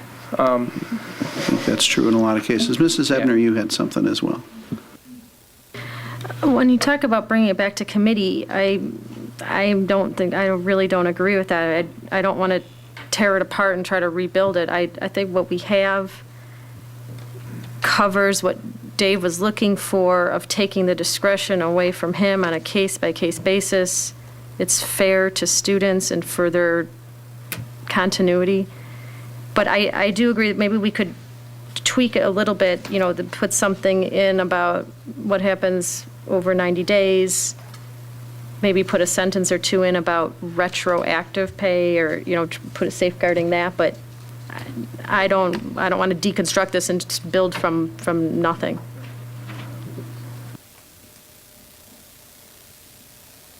Let me just ask the board for some consensus, because Mrs. Ebner, what you're asking for, I think, would have to send it back to committee to just reword the policy to include all those things. I mean, I think we've had some very thoughtful discussion here and brought out some real limitations in the policy that has been proposed, because the items you bring up, I think, are good ones, the retroactiveness, all the other things, as well as does it read calendar or school days. What does the board think? Does the board want to send it back to committee, bring it back to our next board meeting? Does the policy committee meet between now and the next board meeting? We meet Tuesday, the 30th. Okay, so the committee does meet between now and the next board meeting. Does the committee think that they could add some wording to that and bring it back in time for our next board meeting? I'd commit to that since I'm the one asking to send it back. Well, a little bit of clarification, though, because we're talking about extending it to semester, not 90 calendar days, and we're talking about another extreme, which is 30 days. So Right. we need to talk about that So here that'll be because it's just the committee. Okay, so should we we'll leave the decisions to the board and the wording to the committee to bring it back? Is that what I hear? I think we need to at least get a sense of where the board's going to be on the 3090 issue before we do the refined drafting. Well, let's have a little discussion. Let's break it down and have a little discussion about 3090. And then we can have a discussion about calendar versus school days. So let's start with 3090. What do we all think? Mrs. Deroni. I already said what I think. Yep. I think until we know I think we're going to get a lot more people interested in this now. We've only had a handful of people who can even consider paying tuition until their house is ready. And I think we're going to be surprised at the number of people who will want to take us up on this. And it could be an administrative hassle. And I think we should start with a smaller number, 30 days or 60. But 3 months into the school years, you get into all kinds of other things. I think 30 is really ideal. Mr. McDonough? No? Anyone else on 30 versus 90? Mr. Bloom? I support 90. I think that what you're talking about is somebody that buys a house in August that plans on moving into our district. It could take up to 90 days to close on that purchase, probably more likely closer to 60, but I think that, that's why we're doing this. It's not to exclude or include, it's to realize that, I call it a use case, but the situations that we're dealing with. One, somebody that's building a house that's going to be ready at some certain date future, or somebody that's bought a house that's moving in. And, I suppose there's the rental side of it, but I apologize. My perception on the rental side is that it's a lot easier and a lot quicker to move in on the rental side, but I have not rented a house, so I shouldn't opine as to what that is. But, so I think a longer time frame is more attractive, which again is the principle under which I think we started this discussion, which was making this an attractive place to move. Mrs. Stufen. I just wanted to ask clarifying, Chris, we currently have 90 calendar days. You're saying a semester, not 90 calendar days. I am fine with a semester either way. The will of the board, I think 90 days is important, whether it's 90 calendar. I think 90 school days makes a lot of sense because it's sometime within that semester. I'm not hung up on that distinction, but I just think that time frame, it gives you a maximum flexibility to have somebody move in here in mid to late August and still get their kids in school here and close on their house. That's my 2 cents.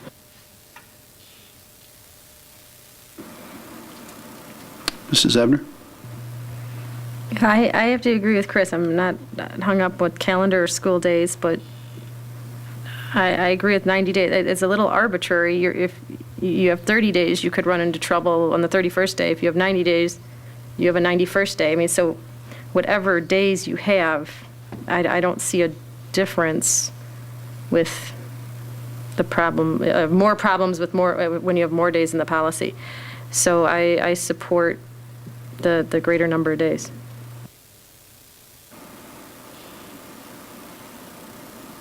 Mr. McDonough. Just a couple things here.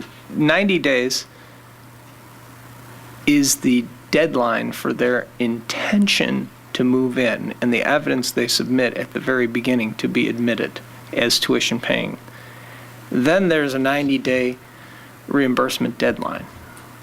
And so they're kind of, I don't want to get too much in the committee minutia here, but that's a reimbursement deadline. It's a deadline for moving in to qualify for the reimbursement, rather. And so it's a little different. The rationale then is not about pulling the kid out, because that's not an issue. If they showed 90 days, they're going to move in 90 days, the kid's in. The kid's going to be a tuition-paying student for that year.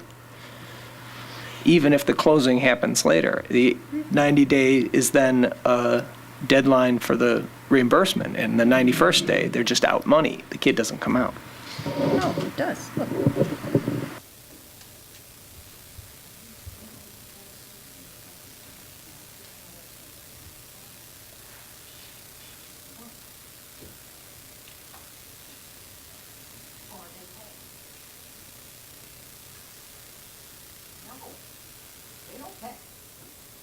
I don't read the policy that they can pay tuition if they're not residents at 90 days. They're out of here. We currently That's not have what no the policy policy says. If for- that's what you intended, then it really needs to go back to committee, because that doesn't say that. Yeah, the first sentence doesn't agree with that other sentence. The first sentence is you show your intention, you move in as a tuition paying. And then at the end, it says the parent agrees to immediately withdraw their kid. That definitely needs to be changed, in my opinion. That, at the very least, needs to be changed to the semester. Let me bring us back to the 30-day versus 90-day, and we'll send it back to committee to reword it so it's more clear and consistent. But it's clear that the committee wants the board to make the decision of 30 versus 90 days. So we have two have weighed in, and you might as well include me in the 90-day category. You know where I stand on it.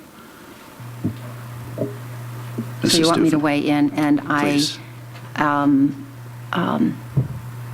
I'm okay with the semester as well. I mean, I looked at it from an economic standpoint and protecting the district.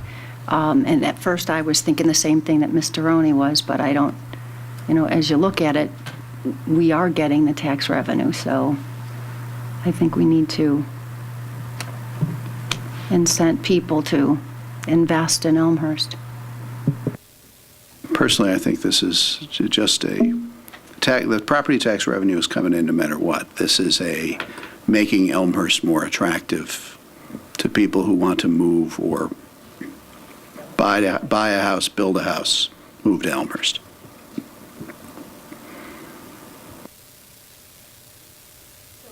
Back to committee, we're not going to discuss the number of days, right? Right. I mean, it sounds like Okay. we have some amount of consensus around 90 here. Okay. Okay. Now, the next question is the word school or calendar.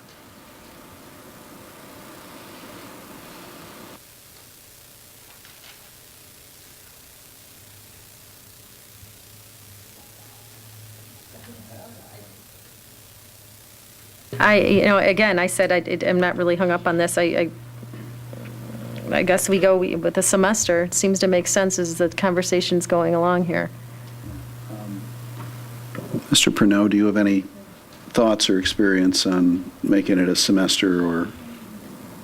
I think it's up to the will of the board. I mean, again, I think the intention was just, when I brought this issue up, again, my intention was to eliminate the vagueness of discretion of the superintendent.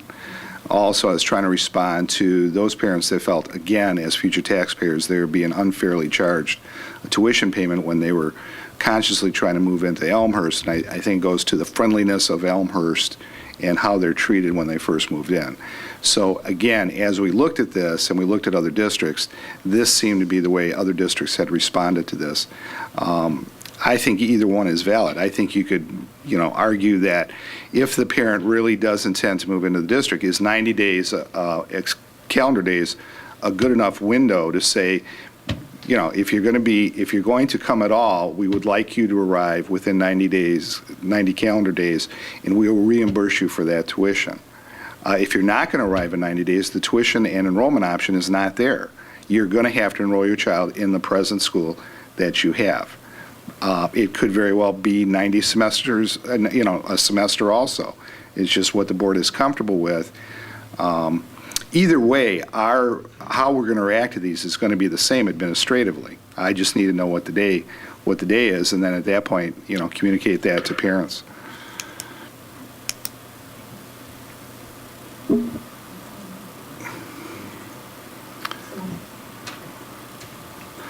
I'm fine with the semester, as I said before. I mean, I think the bigger the the flexibility we can give to somebody that wants to move to our community, the greater that flexibility, the better off we are.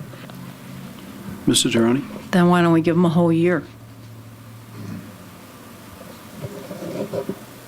Answer that, or you mean that seriously? Yeah. Because the purpose of this was for somebody that had visibility into when they were going to be here. So if I'm buying a house in the middle of August and I'm going to end up closing sometime in the next potentially 90 days, if I have to sell my house with a contingency or financing contingency, I have to get a loan. I think 90 days is a reasonable period of time to allow them to move in. If I'm building a house and I'm going to be in that house by the end of sometime in December, and I want to put my kid in school here because I know I'm going to be here, I think we give them an amount of time to get in there. I think that if I bought a house or I'm building a house and a year from now I think I'm going to be here, I think that is stretching it a bit far. I think that this should handle a majority of the cases. I think that 90 days should handle the majority of the cases. I think that a year, I just think that that's outside the, I think this is a reasonable time frame to put in.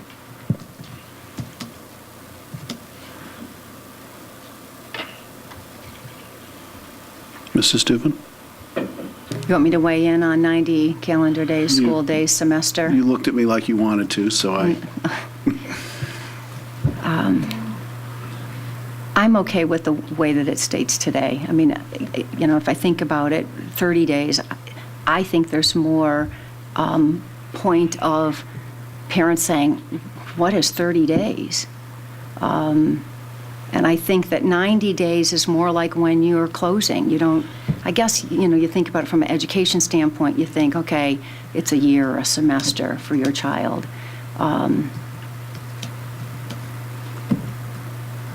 But at the same time, when you're, you know, the circumstances is looking at when you're moving in, and it's typically, you know, 60 or 90 days. I don't know. Do you feel a preference of I don't calendar really. versus school days? No, I don't actually. I was okay with it being calendar days. I mean, because that's 3 months. I mean, it's kind of like how you do it 30, 60, 90. Okay. All right, so But I think, you're both good calendar or school days. right. It's fine. John? You look thoughtful over there.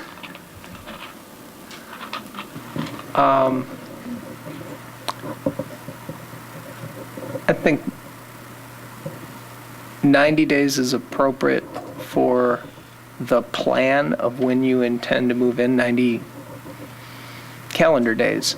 The real issue is not to move a kid in the middle of a semester.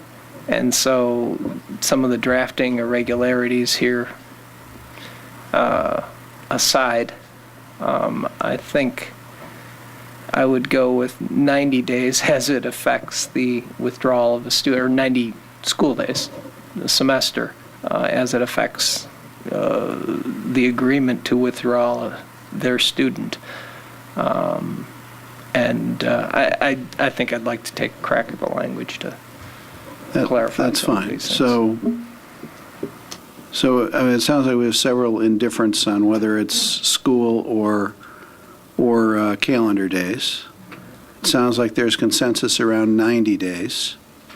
And it also sounds like we're in agreement. We want to do what is the student-centered thing to do. We don't want to have to have parents rip their kids enroll their kids in our schools and then take them out before the end of the semester. Now, if committee wants to decide if the parent can then just pay non-refundable tuition from 90 calendar days till the end of the semester, can leave that to the committee to word that. Right now it says the parent agrees to immediately withdraw the student. But does that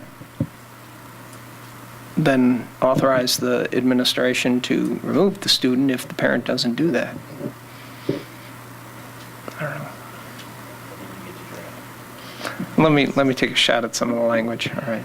And then, Mr. Bloom, did you have another comment? It's just John makes a distinction between 90 days on a refund window versus 90 days on pulling a kid out. I do have to agree with John in that on the 90 days for pulling a kid out, I am strongly in support of making it the end of a semester, that's what's best for the kid. Keep in mind, these parents are paying tuition during this period. They will have missed the reimbursement window. They are paying our school district to keep them in there, and what's best for the kid, I think, so I do feel very strongly about school days as it pertains to the requirement to pull a kid out.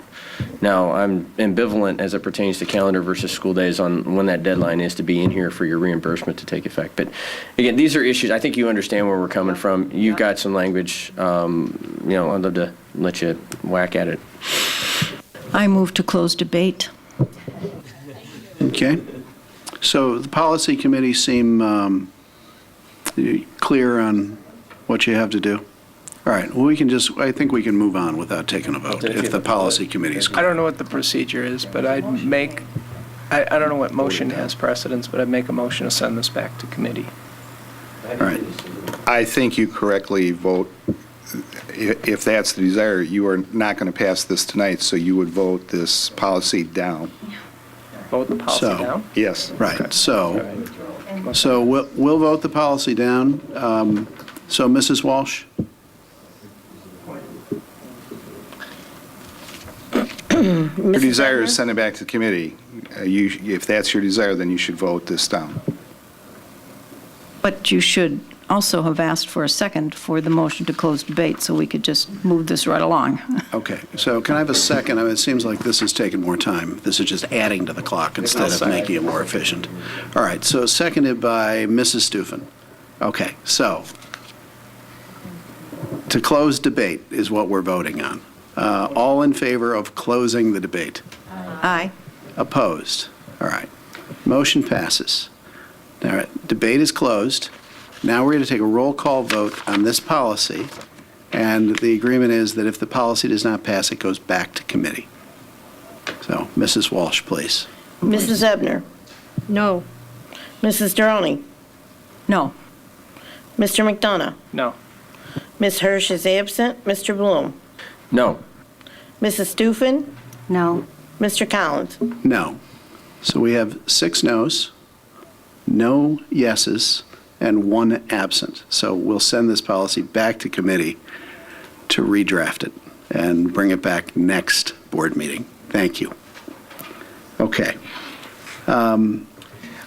Just for clarification, too, when we redraft this, we will go through a first reading and second reading again, because this will be a new revised policy. You voted this policy down, so now we will reinstitute it, but it'll be a first and second reading, just so we're clear. So we look forward to that. So next on the superintendent's agenda, and we're really doing our best to stall for Mrs. Hennessy here, aren't we? Next on the superintendent's agenda is approval. Well, I'll give it to Mr. Pernod. Sorry. We have, I'm sorry, I lost my place now. Okay, second page. Yes, what you have this evening in front of you is the approval of the intergovernmental agreement between the Illinois Office of Comptroller and the Board of Education regarding access to the Comptroller's local debt recovery program. As Chris detailed, we did run this by Mr. Frost, who is the Comptroller for DuPage County. He has, again, tweaked this minor intergovernmental agreement, but the administration would recommend the adoption of this agreement for this evening. Mrs. Droney. I move that the Board of Education approve the intergovernmental agreement between the Illinois Office of the Comptroller and the Board of Education regarding access to the Comptroller's local debt recovery program. Do I hear a second? I second that motion. Okay, moved by Mrs. Droney, seconded by Mrs. Stufen. Mrs. Walsh? Or is this just a voice vote for an intergovernmental agreement? It's not policy, so we don't need a voice vote? But we need a voice vote on policy too, right? Okay. All right, all in favor? Aye. Opposed? Motion passes. All right, now, Should we review upcoming meetings, or shall we just call the time limit and go to refunding bond options? I would go ahead and start with rebonding. It's 25 after 9, so Right. I would start with this Right, discussion. and I in have a fairness. feeling this won't be a short one either.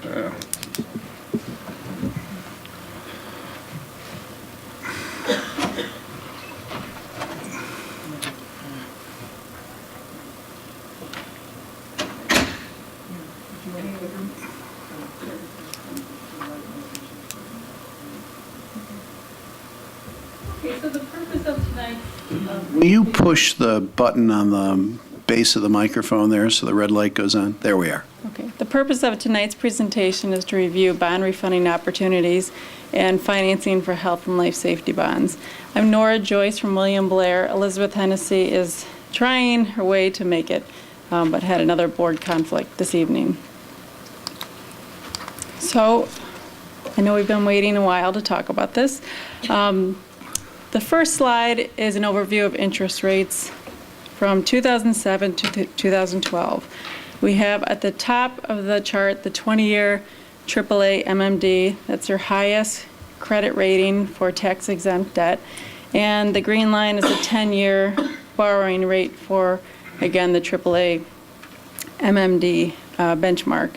We're at, within a small window, really all-time low interest rates in terms of the tax-exempt market. I know you had recently done a refunding for savings in the earlier part of this year. So if you look at the tail end of this chart, we had a dip in the summertime, and again, we're at very low rates. The next chart is as well an indication of where we are. The green line is the yield curve for tax-exempt AAA rates, 2012 going back to 2005. So the majority of the refunding options, or actually I should say the refunding options you're looking at, look at debt that really is within the 1 to 15-year range. So if you look at the yield curve here, we're at all-time low rates. Okay, so now is a good opportunity to review the outstanding debt for the district. As I mentioned in earlier 2012, the district did do a bank-qualified refunding. That was an opportunity the district had to refund a portion of the district's callable bonds for savings by keeping by keeping the principal amount below $10 million. And prior to 2012, the district was in the market in 2007 with a refunding bond as well. In 2007 as well, the district was in the market for $6.4 million. On the next page, the district issued its 2006 school bonds, which was pursuant to a referendum. There was some refunding in that bond issue as well. That bond issue we'll be talking about tonight. I want to point out that in the shaded area, you'll see we're talking about the 2006. You have maturities in 2022 through 2026. That indicates that the bonds may be refunded in advance of their maturity. And the call date on these bonds is January 1, 2016. There is a portion of this loan that cannot be refunded in advance of the call date on a tax-exempt basis, and that has to do with IRS calculations. When this bond was issued in 2006, a portion of the original proceeds was used to refund 2001 bonds, 2000, and 2002. Moving on, the district has its 2005 bonds, which has a call date of 1/1/2015. These are also shaded in gray. There is no present opportunity to refund these in advance of the call date on a tax-exempt basis. Then there are the 2005A bonds to the right, which are non-callable. On the next page, the district has its 2004 bonds, which are non-callable. The bonds issued in August of 2004, there's 3.7 million. There was, in March 1, 2004, 6.2 million, which is non-callable. And then in February 1, 2002, the district issued 38.5 million. We have indicated that there is a call date of January 1, 2012, but there was one maturity that was eligible to be advance refunded, which was previously refunded. So there is no longer an opportunity to refund these bonds for savings. And then the 2001 bonds have all been refunded. Lastly, the district also has its GO limited tax debt certificates. These are different than the previous series of bonds. These are paid out of the district's general operating funds. The call date on these bonds is August 1st, 2018. So there may be an opportunity in the future to refund these bonds for savings or to just pay off the bonds with no further interest obligation. So on page 7 is an overview of the district's outstanding debt service. I want to go to the center of this slide first. You'll see there's a middle column with some highlighted green numbers, and to the left of that is outstanding limited tax bond debt service. The district has two types of debt outstanding that are paid out of a general obligation tax levy for bonds. The outstanding limited tax bonds are your non-referendum bonds. You'll see in levy year 2014 through 2024, the levy is $1,170,000. That is due to the fact that the district had a debt service extension base that was equal to an amount that was approximately $1,170,000. Since that time, there was a change to the law which allows this levy to grow. So you'll see to the right-hand column, there's remaining new money LTGO capacity. That is capacity after we look at the district's debt service extension base minus this outstanding limited tax bond. Now I want to point out that, and stop me if I'm going too quickly, the district's debt service extension base, this is the fourth column from the left, in levy year 2011 is $1,224,746.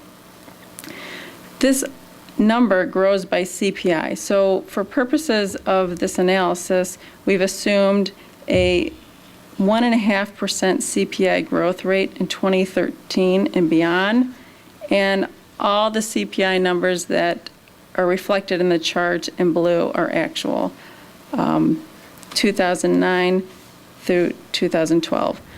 So going back to the remaining new money LTGO capacity, you'll see that we have an allowance for debt service in levy year 2012 through levy year 2030. Okay, to the right of that column is your outstanding referendum debt service. This is debt service which has been approved by referendum or subsequently refunded to lower the original debt service that was issued pursuant to a referendum. So the total debt service number is the third column from the right, and levy year 2011 is $8.43 million for an estimated debt service tax rate of 37 cents. Now this number will grow and is based on estimated growth in the tax base when these bonds were originally issued. So the debt service tax rate is a function of what you're going to assume is going to happen with the district's equalized assessed valuation or tax base. And for purposes of this analysis, we've assumed a 1% growth rate. So the debt service tax rate reflects the total debt service divided by that EAV. So moving on, just a quick reflection of what was done in the earlier part of this year. The district issued an $8 million refunding, which was done so to capture the what we consider a bank-qualified benefit that is in the market right now. So we looked at those interest rate graphs that reflect AAA, MMD rates. What you're not seeing is, in addition to those low rates, if you issue bonds on a bank-qualified basis, that means that you're issuing bonds in any given year 10 million or less, the rate is even lower. Right now, the rate we have in here towards an end, depending on your credit, can be anywhere from 20 basis upwards to 55, 60 basis points. So the savings by doing the bank qualified refunding was $582,000. The average annual savings on this refunding previously done was $44,000. And what we added here was there was what we consider negative arbitrage of $500,000. That's really an opportunity cost that has to do with the fact that when bonds are refunded in advance of the call date, you have to reinvest that money with U.S. Treasuries or state and local government securities. Now, the interest rates at the time for, and still are, for short-term rates extremely low. If you had reinvested the money at 2.5%, the present value savings would have been $999,000 instead of $490,000. And then the PV as a percentage of bonds refunded 7.4%. So of the total 2006 issue, the district recently refunded 6.6 million of these bonds. Okay, so there presently exists further opportunity to refund the 2006A bonds for savings. And the new money portion, which we refer to as bonds that can be called in advance of the January 1, 2016 call date. Bonds may be refunded in advance of the call date once on a tax-exempt basis. And a minimum savings target net present value savings that is pretty much industry benchmark is 3% as a percentage of bonds refunded. The optimal process for issuing refunding bonds is to have the board approve a savings target and authorize a parameters refunding resolution, which sets forth the appropriate savings target that you feel you're willing to delegate to, the board delegates to further authorize a sale. This allows optimal market timing and avoids having to call a meeting in a hurry if interest rates move in the right direction. So board delegates set forth in the bond resolution must review and approve the final pricing, and is usually the board president and assistant superintendent for business. Okay, so a little bit about negative arbitrage. As I mentioned previously, negative arbitrage refers to the low yields in the escrow, which continues to result in reduced savings potential on bonds. When you refund bonds, and I'm just going to throw a number out there, you're potentially refunding bonds at a rate of, say, 2.5 to 2 3/4. But in order to fulfill your obligation to investors until those bonds are callable, you have to reinvest proceeds in an escrow, and U.S. Treasury rates are so low that when we look at just cash funding the escrow versus setting up an escrow with securities, often there's very little difference. So you're going to be refunding at low municipal rates, but then you have to pay your investors for that period of time. So that's what we refer to as negative arbitrage. So one way in which you can try to minimize negative arbitrage is by investing in higher yielding securities in the escrow, such as State of Illinois taxable bonds. This helps reduce negative arbitrage and enhance savings. However, there are several considerations. U.S. Treasuries and state and local government securities are used for the sole reason that they're the number one guarantee security in our country, with the lowest, well, it used to be the AAA rating, but basically the Treasury can always print money, and therefore investors that look at that security as the number one guarantee in the marketplace. So the credit of the state of Illinois is not a AAA, it's not a U.S. Treasury. The state of Illinois is currently rated A2 by Moody's Investor Services and A by Standard & Poor's with a negative outlook. This has to do with the state's, a number of different reasons, but the state's backlog of bills and the state's what the rating agency sees as their unwillingness, the state's unwillingness to put together comprehensive pension reform. When anything other than U.S. government securities are in the escrow, the bonds are not considered economically defeased and will continue to count against the district's debt limit. The escrow securities will appear as an asset on the balance sheet. The district's current net debt limit is just under $200 million, so debt limit technically is not a problem. In layman's terms, if you're going to refund $10 million of bonds with another $10 million, what happens when you do a refunding with U.S. Treasury securities is that $10 million goes away from your balance sheet and you only have $10 million outstanding. If you're going to fund an escrow with state of Illinois securities, you now have technically $20 million of bonds outstanding until that call date. So it's the district's obligation, you have to assume it's a district's obligation to pay on both series of bonds if, in the worst case scenario happens, the state of Illinois does not meet its debt obligation. Number 3, the district's investment policy must allow the purchase of municipal bonds. The state of Illinois taxable bonds in the January 1, 2016 maturity may not be available immediately, so the refunding may need to be executed in tranches.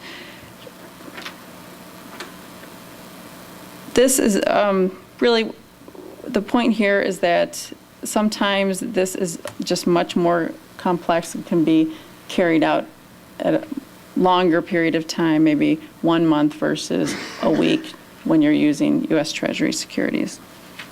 So the following options look at refunding portions of the Series 2006A with traditional U.S. Treasury securities, state of Illinois bonds to reduce that negative arbitrage, and then the third option is just waiting till the call date to refund the bonds. The bank qualified advantage of 10 to 30 basis points is still very prevalent in this market, so issuing less than $10 million in a calendar year can lead to more savings.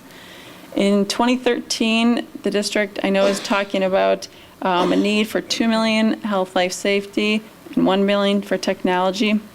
So all BQ refunding options we're looking at for 2013 is sized accordingly.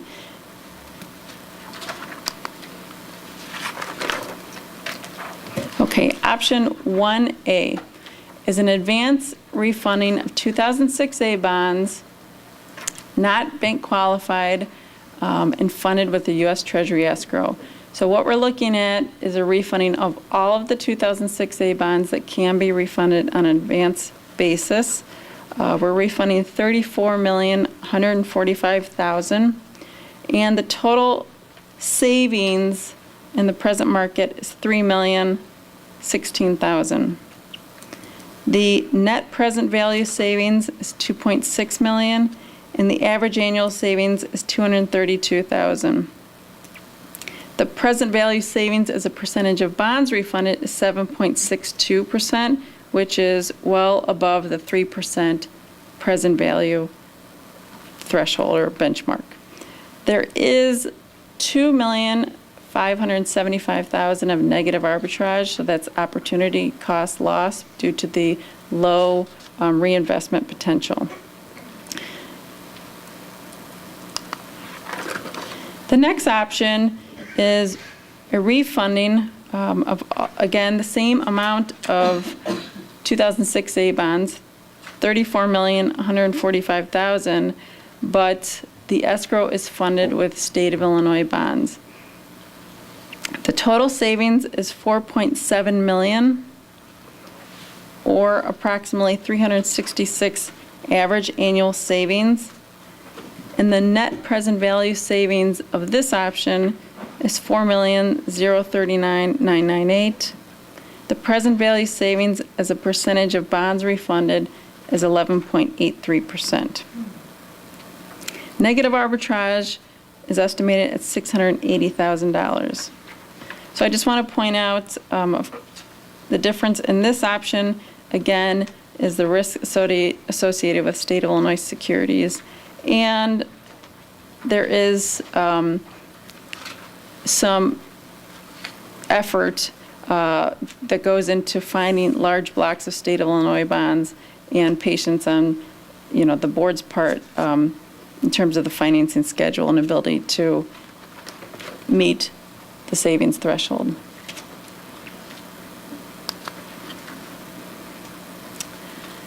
Okay, so to kind of compare apples to apples, and the last part here is option 1C. Current refunding of the remaining 2006A bonds, non-bank qualified, December 2015. In both previous options, we are illustrating a refunding of approximately $34 million. This would be the remaining amount of bonds that cannot be advance refunded. So in other words, there's no opportunity here to refund these in the next couple of years. But there is an opportunity once you're within 90 days of the call date on these bonds. This refunding refunds $13,380,000. The total savings using current market rates is $3,261,550. The average annual savings is $326,000, and the net present value savings is $2,886,000. Present value savings as a percentage of bonds refunded is 21%. So again, we use current market rates, but this option does not take place until December of 2015.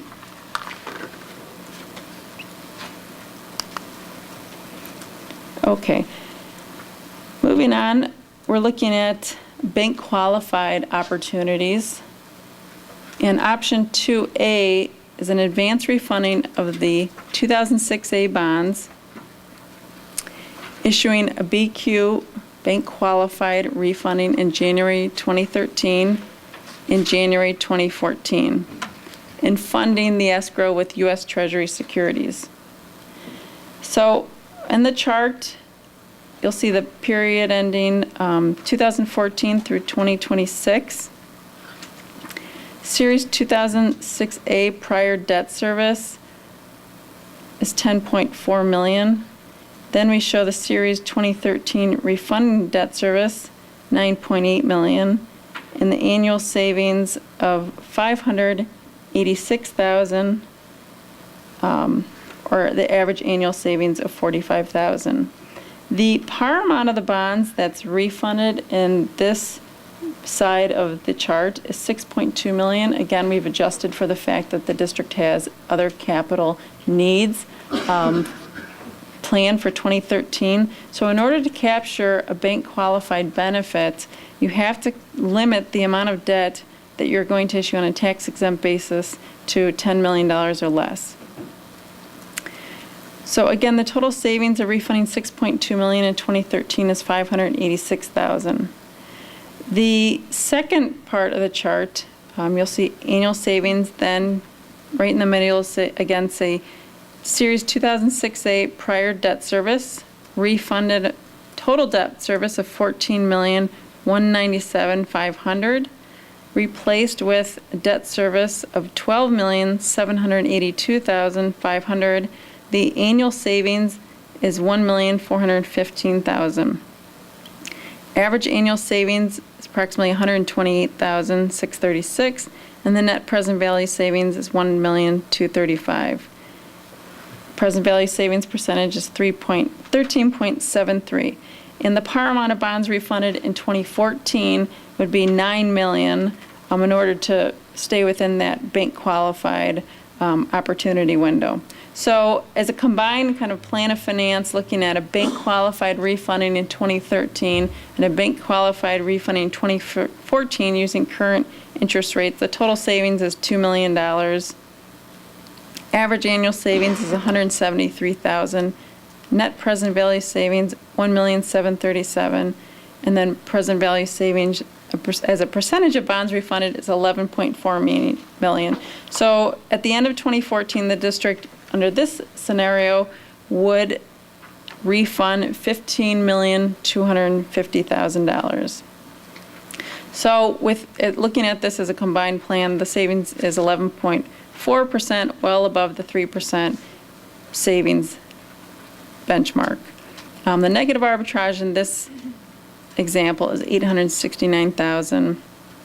And again, this is funding an escrow with U.S. Treasury securities.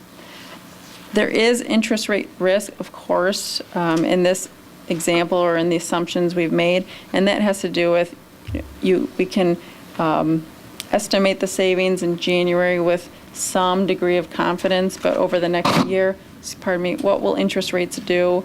There's always interest rate risk.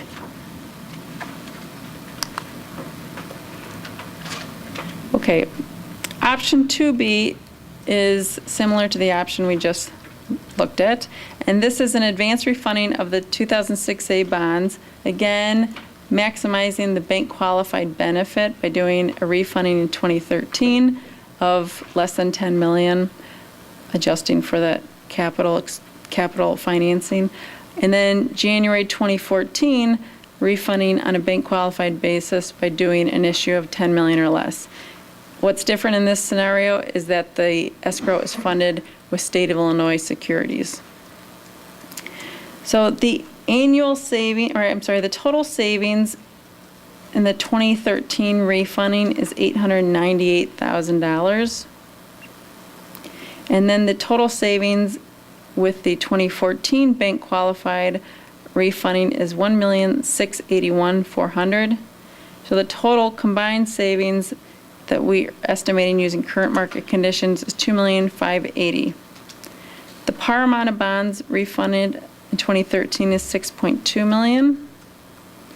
The par amount of bonds refunded in 2014 is $9 million. The total amount of bonds that would be refunded by the end of the calendar year is the same at $15,250,000. So what's different in this scenario is that the negative arbitrage is lower. The cost of funding an escrow is lower by funding the escrow with state of Illinois securities. Negative arbitrage in 2013 is $115,000, and negative arbitrage in 2014 is $74,000. Total negative arbitrage is $189,000. Again, there's interest rate risk with these assumptions, mostly attributed to the assumption that interest rates will be the same in 2014 as they are in January 2013. Okay, the next option we're looking at is a current refunding of the remaining 2006A bonds, non-bank qualified, December 2015. So the par amount of bonds refunded is $32,275,000. The total annual savings, $7.7 million. The average annual savings, $771,000, and the net present value savings, $6,887,864. So in option 2, approximately $15.5 million of the Series 2006A bonds are refunded on a bank-qualified basis in 2013 and 2014. Therefore, additional bonds are available for refunding in December 2015, along with the portion of the Series 2006A bonds that were refunding bonds, which cannot be refunded in advance of the call date, but may be refunded on a current basis within 90 days of the call date, January 1, 2016. So in layman's terms, you're maximizing the opportunity to issue bonds on a bank-qualified basis in 13, again in 14, but if you go with this plan, you'll have $32.2 million of bonds that will remain outstanding if interest rates remain low, come December 1, 2015, you can refund this amount of bonds for savings on a tax-exempt basis. Assuming interest rates are the same as today by doing the BQ option in 13 and 14 and waiting to refund this amount, the net present value savings percentage of bonds refunded is 21%.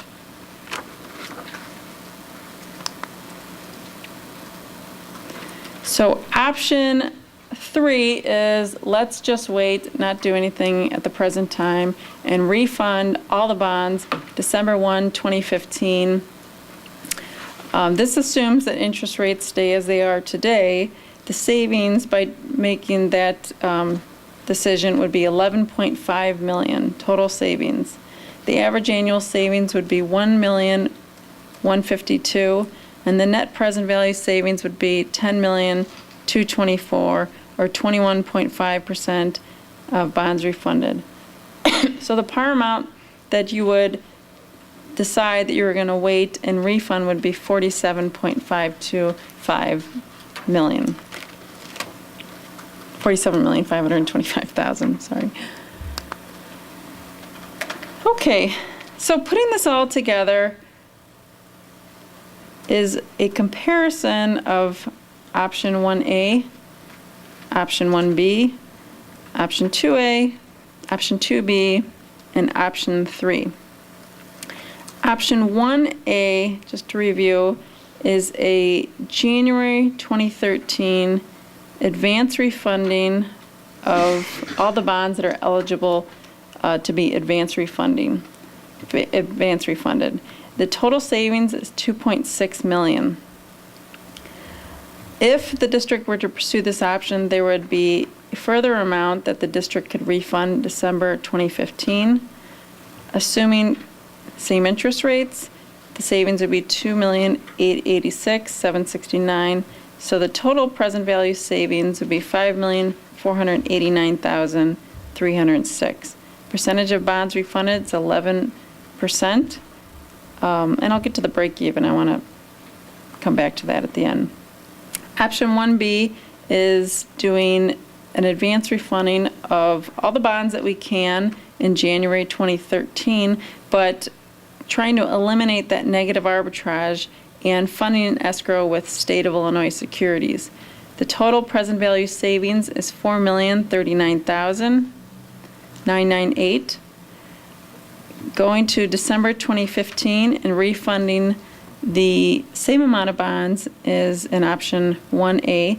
The savings would be the same, $2,886,769. There's no escrow involved in any of the options December 1, 2015.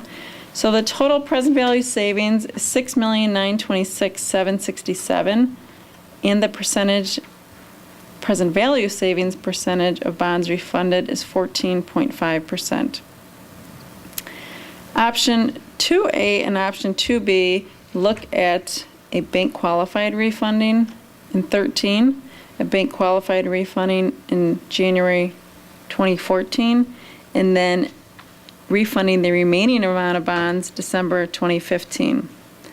Now, option 2A is funding an escrow with U.S. Treasury securities, and option 2B is funding an escrow with State of Illinois securities.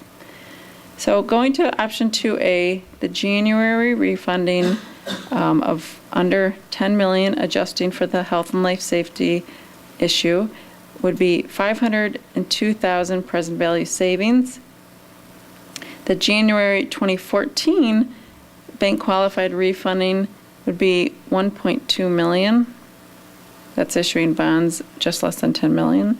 And then the December 2015 refunding of the remaining amount of bonds is $6,887,864. So the total present value savings is $8,625,000. Option 2B is different in that the district is deciding that they're willing to set up an escrow and fund the escrow with securities other than U.S. Treasury securities using higher yielding securities of the state of Illinois. And the present value savings is $757,000 in 2013 $1,462,000 in January 2014, and December 2015, $6,887,000. So the total present value savings of this option is $9,107,000.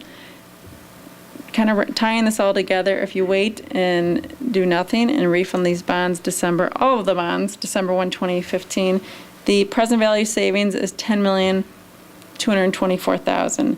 The present value savings of bonds refunded is 21.5%, which is the highest present value savings amount. And then as you work your way back left, the present value savings amount gets lower and lower.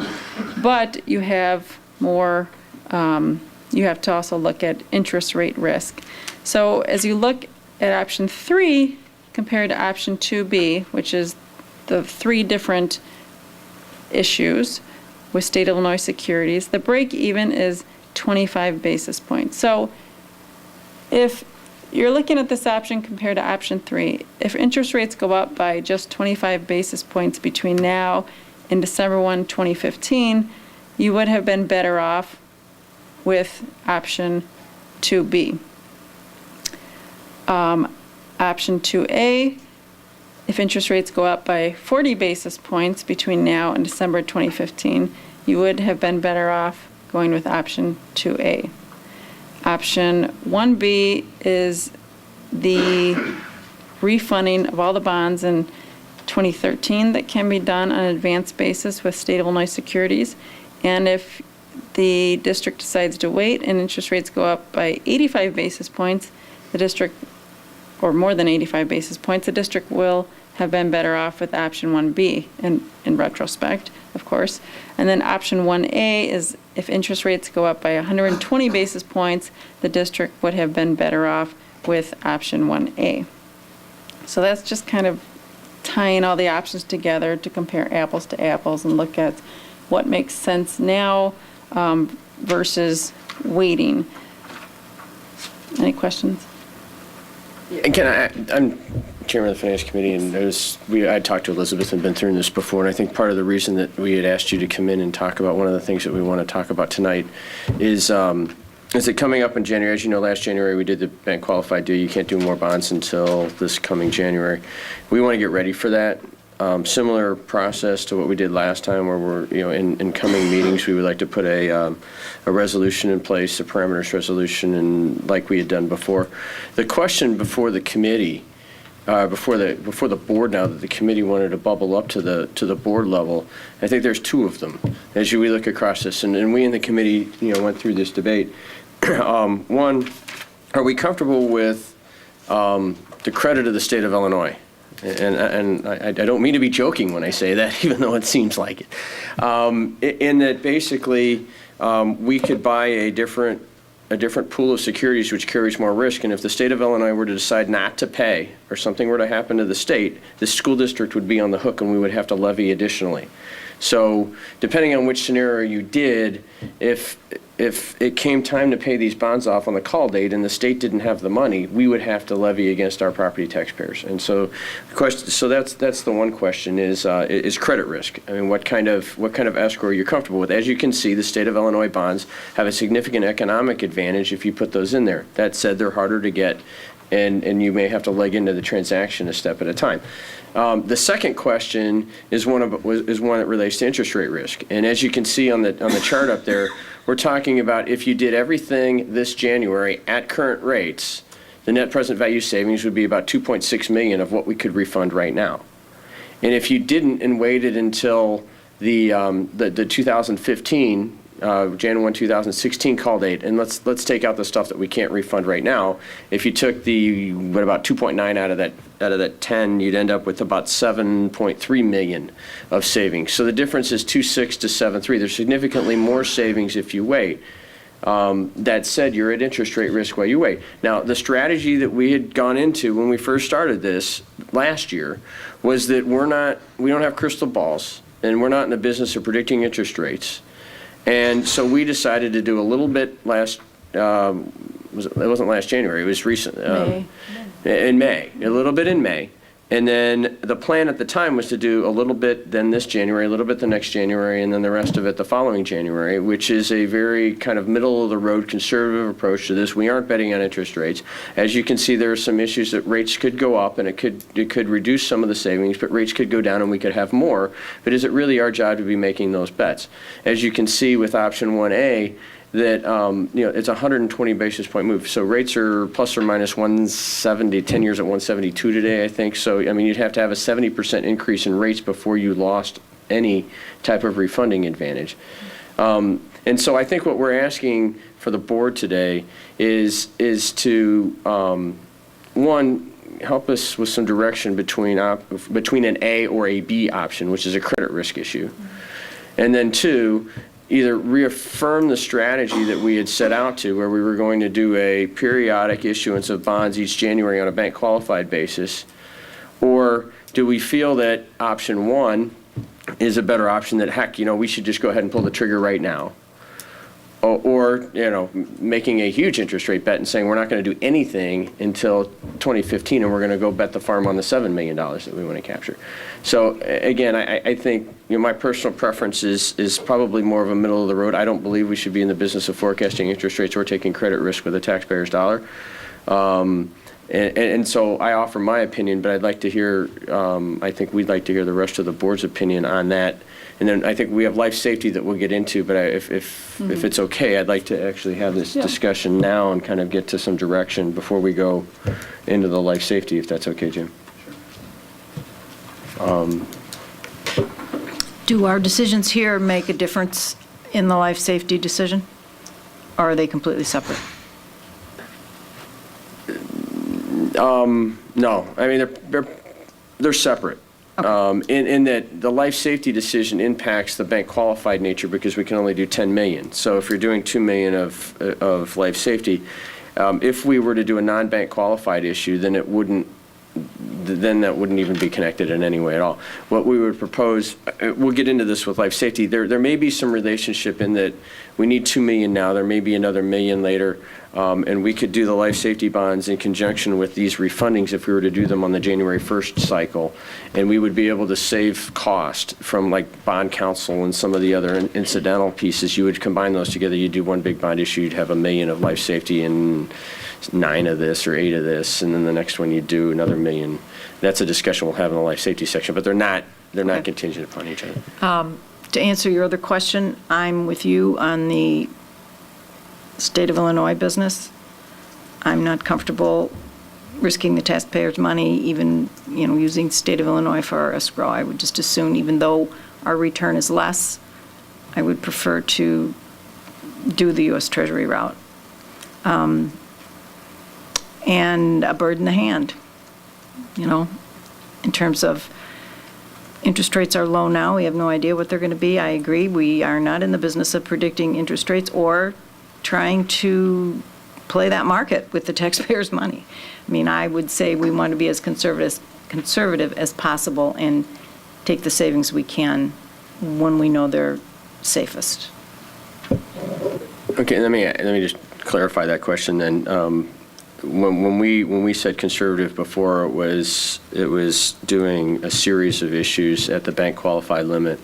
The option 1A that's up there is doing everything right now and just saying, you know what, this is as low as the interest rates are going to get. We're going to make that call. We're going to do it all right now. And so that's the other side of it. Interest rates are low now, but if they were to go lower and we were to do that, people could come back and say, you know what, you were picking interest rates here. And so we said is we're going to do, it's like dollar cost averaging if you're investing. It's doing a little bit at a time and not basically making a big bet. And just for one other piece to go into that pot is our chairman of our Federal Reserve, the current chairman of our Federal Reserve, has claimed to keep interest rates at or near zero for 2015? 2015. So throughout this entire period, our Federal Reserve has claimed that they're going to keep interest rates at or near zero.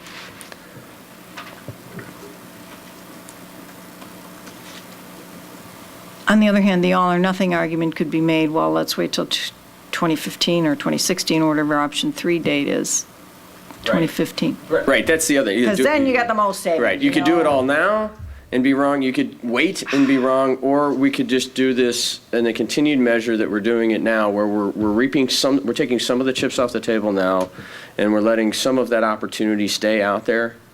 And I think I was comfortable with that. Is that option 2A? That's option 2A. And I was comfortable with that when we were doing that in May. I think we had talked about doing the entire issue on a non-bank qualified basis in May. I think we had come to the consensus that we were going to do this and then reevaluate it coming up for January. And I think we would reevaluate it again next January. So even if you were doing option 2A, you could do this issuance this coming January. But by the end of the year, we also could go back and say, you know what, let's do the whole thing next year. So we will continue to reevaluate the discussion, the decision as we go down the road. But the option 2A is kind of the middle ground. You're not betting it all, and you're not waiting for all of it. That makes sense to me. Okay. Mrs. Ebner? Yeah, I'm in agreement too. I'm not interested in having an escrow with state of Illinois funds. And yeah, I like your approach of year by year, and then as we make a change, you can reevaluate in the next year. I like that approach. Can I just throw in 2 bits of information? I'm not advocating for this, but just to remind, first of all, you're taking state of Illinois risk for 2 years.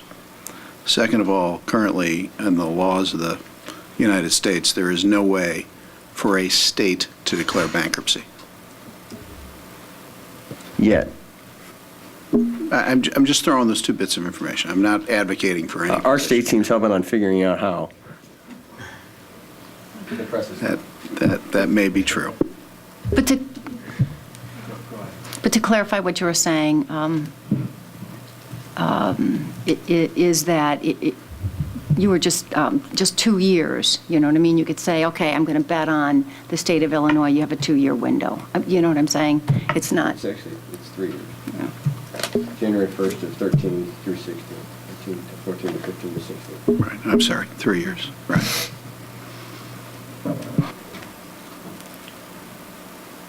I frankly, let me also throw this in, that if you were trying to accumulate, you know, whatever it would take, $34 million worth of 3-year state of Illinois bonds, I don't think you could do it. The markets for municipal bonds is just not that liquid. I don't think you could find them. And the other nuance to this, too, is my understanding is the state of Illinois bonds are the Build America taxable bonds are the assumptions that we're using on yield. Many of them, yes. They're not, in order to get to the yield, to get to the negative arbitrage calculation, you have to find not just state Illinois bonds, you have to find the taxable ones. Correct. So to Jim's point, it would be difficult to accumulate that many. You would probably be doing these bond issues in little chunks along the way as you were able to get your hands on them. Mm-hmm. It's more complicated. So what happens, there are several ways that you can do this, and one way is to fund the escrow as securities are available, which means each time the securities are available, you do another small refunding. Another way of doing this is by funding the escrow with state of Illinois securities and then placing the rest in cash so that when the securities do come available, the district can buy state of Illinois securities and then recalculate the escrow and refund more bonds. So, but it takes a lot of time. There are additional costs of issuance involved and refilings, and sometimes, we see this play out over several months. And we went through that scenario in committee where it was explained that you have to use, because you're in cash, you're earning next to nothing, and then when you buy the escrow bond from the state of Illinois bond and you put it in there, you're earning more, but you can't just write a check back to the school district. You actually have to go out and find more bonds to refund. Right. Which, my understanding was you're still subject to the bank qualified cap, and you still have to have bonds on your ladder that you can go refund. Right. So you would have to. The lawyers make a lot of money. I'm not sure that we do. I guess is probably where.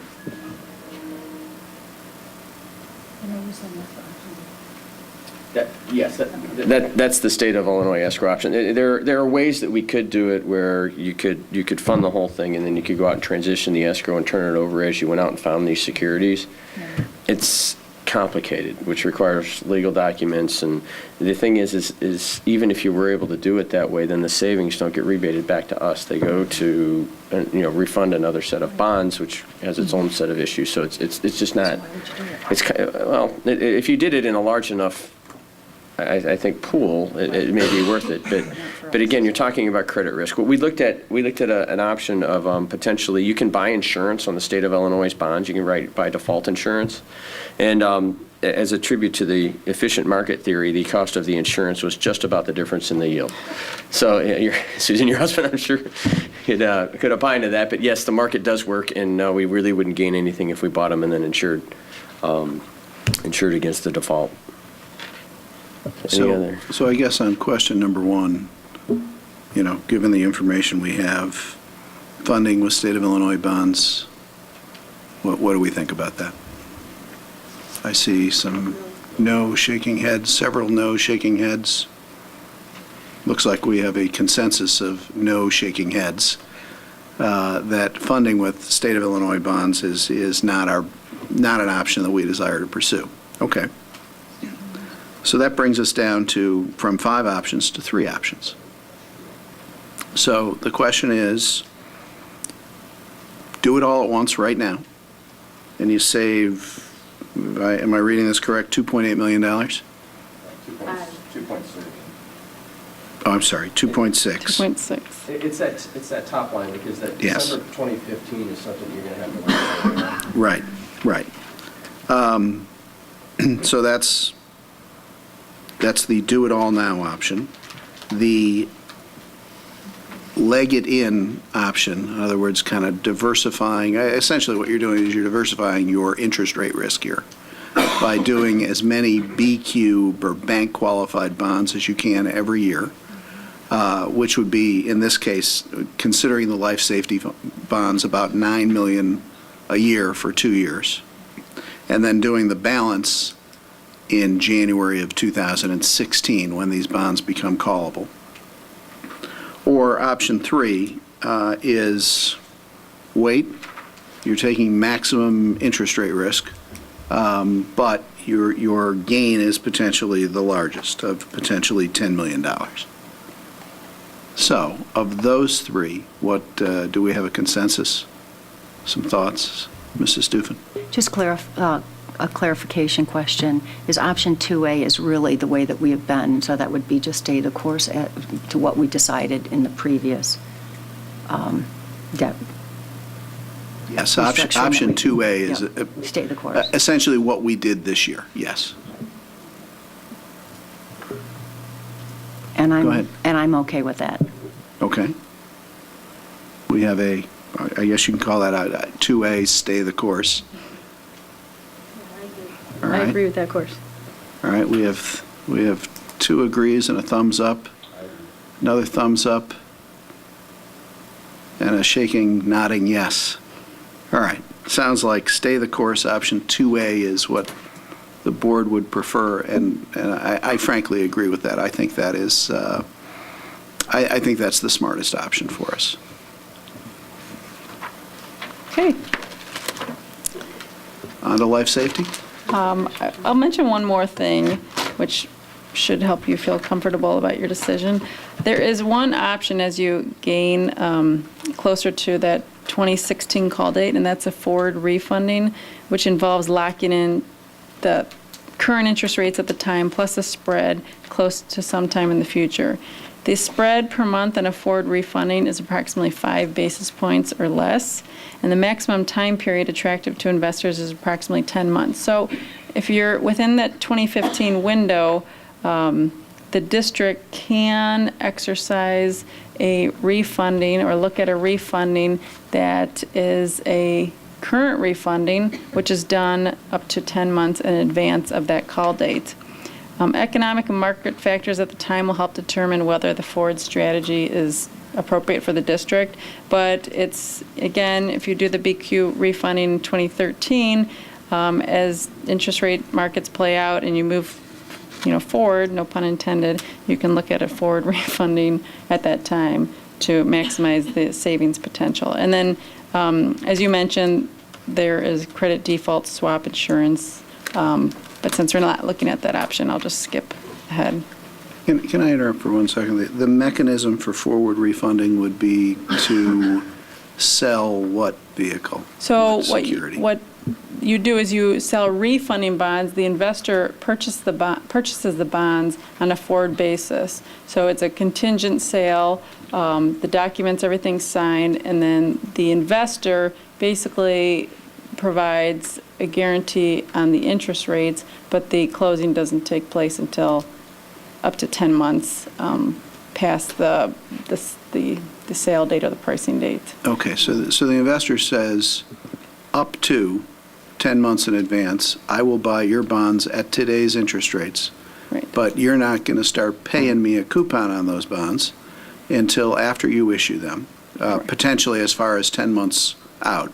Correct. And what the investor would charge for that is about 5 basis points a month. Is that what you're saying? Correct. Up to. It fluctuates, but that's an approximate benchmark. Okay. So in other words, if in 2015, if we think interest rates are going to go up dramatically, that might be an option to consider. Correct. But we don't have to worry about that till 2015. Right. Got it. Okay. Okay, so on to life safety bonds. Let me ask one question here as it relates to why we're talking about life safety bonds. I think, does a 2-second preamble make sense here, Dave? Or I can do it, but I already did it. I think you'll hear from Frank at some point. Yeah, I kind of ask a question I need the answer to. Frank has done some work on life safety. He's come up with a list of projects. There's a discussion we can have around how much of that list we want to bite off. But in order to fund those projects, we will need to issue some life safety bonds. One of the reasons we need to talk about this now is there's a calendar at the end of this section that talks about the different pieces and hoops we have to jump through, one of which is a public notice of a hearing, and then a hearing. And so I just want to let the board know that there's another piece to this, which is what are we using the money for? And Frank has that, but we need to talk through this mainly because of a time constraint, I think. Right. And I also want to mention, as we approach this time of the year and we're looking at bank qualified refundings, we often target January issue date just because historically it's tended to be a really good time on the issuer side as you compare it to January versus the following 5 months. So if we're talking about a January BQ refunding, obviously you need to have your other pieces of the pie together to determine how much can be refunded. So the district obviously is looking at health, life, safety needs. And part of the survey includes life safety projects scheduled for next summer, including repairs of the York Aquatic Center, including the roof, pool deck, lighting and ventilation, replacement of PE lockers at the middle school, bleachers in Byron Middle School and Churchville Middle School gym. District-wide roofing projects is prioritized in the life safety survey, and these projects are expected to total approximately $3 million. Prior to issuing life safety bonds, the district needs to have life safety amendments for these projects approved by the DuPage County ROE and Illinois State Board of Education. Prior to issuing life safety bonds, the district also needs to have a public hearing on the issuance. The life safety bond can be repaid from the district's debt service extension base. Now here's a test. If you remember that first slide we looked at with the district's debt service extension base, the DSEB refers to allows the district to issue bonds as long as the payments do not exceed that debt service extension base. The following options are for $2 million life safety bonds. The bonds are structured to allow room under the debt service extension base for future capital projects, and these bonds should be issued concurrently with the refunding bonds in order to avoid duplicate cost of issuance. And I believe the $2 million versus the $3 million was based on an expectation that the district will fund some of the life safety bonds with proceeds in the Health and Life Safety Fund. So the next page is that chart. And the debt service extension base, I'll just go from the left to right this time. We have levy year, your equalized assessed valuation, and the growth rate of 1% assumed. And then we have the debt service extension base, which we are anticipating will grow at least a rate of 1.5%, to which we would feel comfortable you bonding against. The growth rate is based on CPI, and on average, CPI has been 2.5%.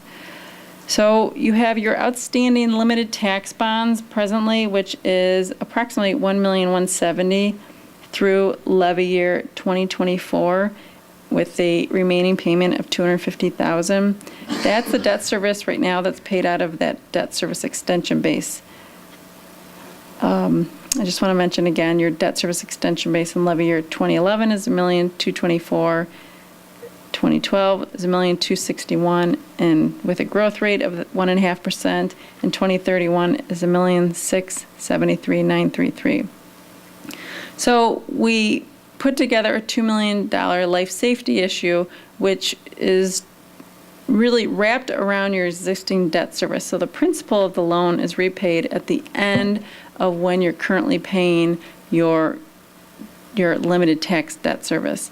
So you'll see in levy year 2025, there's an amount of $1,015,000. Another amount in the following year of $972,000, and then the early years, that's interest only. So the idea is to keep room under the district's debt service extension base for future issuance, future health, life, safety needs. So the total debt service with $2 million is $2,962,400. That increases your debt service in levy year 2025 from $250,000 to $1,265,000. So the other idea is your referendum debt service is growing. Put the principal at the tail end of the limited tax bond debt service, and after when your referendum debt service is paid off. So you'll see on the far right column, you'll have $18,085,000 in levy year 2024. The majority of that is referendum debt service, and the following year the district will have $1,265,000 and then $972,000. So I think, the point that we saw when we saw this in committee is that number one, these are non-referendum bonds. So they don't require us to go through the hoops of a referendum and do it. That green box there is the total amount of debt service that we can borrow against without going to referendum.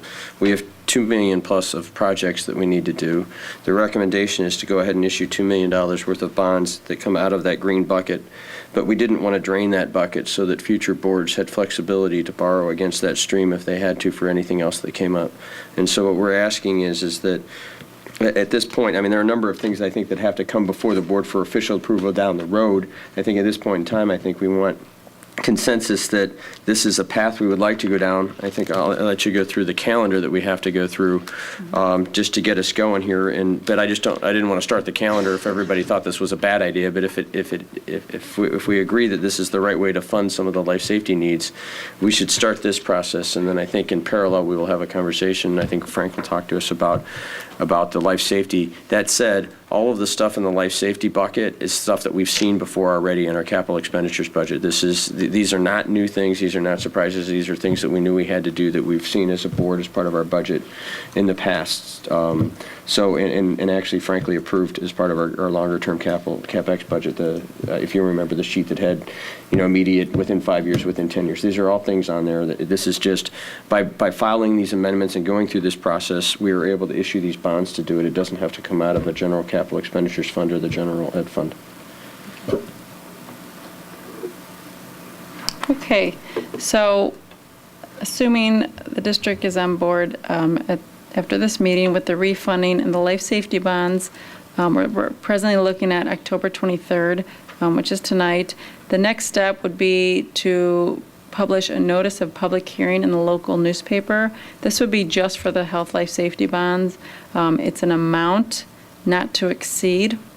And then the notice of public hearing would be posted with the board agenda. The public hearing would take place on November 13th on the issuance of the health life safety bonds. After that, or within that time frame, after that, you receive approval from the Regional Office of Education on the life safety amendments. And then the last board action would be for the district to approve the parameters bond resolution for the refunding bonds and life safety bonds and escrow resolution for refunding the bonds, which could take place at the December 18th board meeting. The board delegates are then assigned to the sale of the bonds and authorize the sale of the bonds. So those are the three main board dates. The preliminary official statement after that is distributed for all parties to review. That's the offering document which sells the bonds based on the terms of the loans and the credit of the district. And then the due diligence call is held with Standard & Poor's because the district was recently in the market. This wouldn't be a real lengthy discussion. It would just be a review of audited financial statements, budgeted numbers, and anything that is an anomaly figure based on what they previously reviewed. We mail the preliminary official statement to investors, and then we price the refunding bonds with the approval of the board delegates. We price the life safety bonds with the approval of board delegates, and then the documents usually take anywhere between 2 weeks to 1 month. So if you're looking to do the work in the beginning part of the summer, obviously we want to try and target January, but you'll also want to keep, the tail end is the funding date. You'll need the proceeds for your projects. Okay, Chris, did we decide it was up to, so we were going to, I think within the public hearing announcement, were we going to put 2 million in there or 3? Because we had talked about targeting 2, but to keep flexibility, we were talking about whether we wanted to put 3 in the hearing and then to give us the flexibility if we decided to fund more projects. Yeah, we're going to do up to 3 in the hearing. Okay, so I just want everybody to know that in that document that announces it is 3, what we've contemplated is 2. There's further discussion we can have at the board table on that, but don't be surprised when you see the 3 in the notice.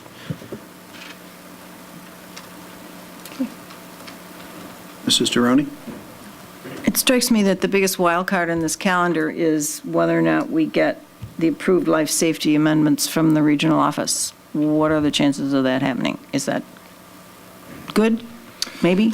The architects are saying, White has told us that that they have been turning them around quickly. So we do think it's likely that we will have them.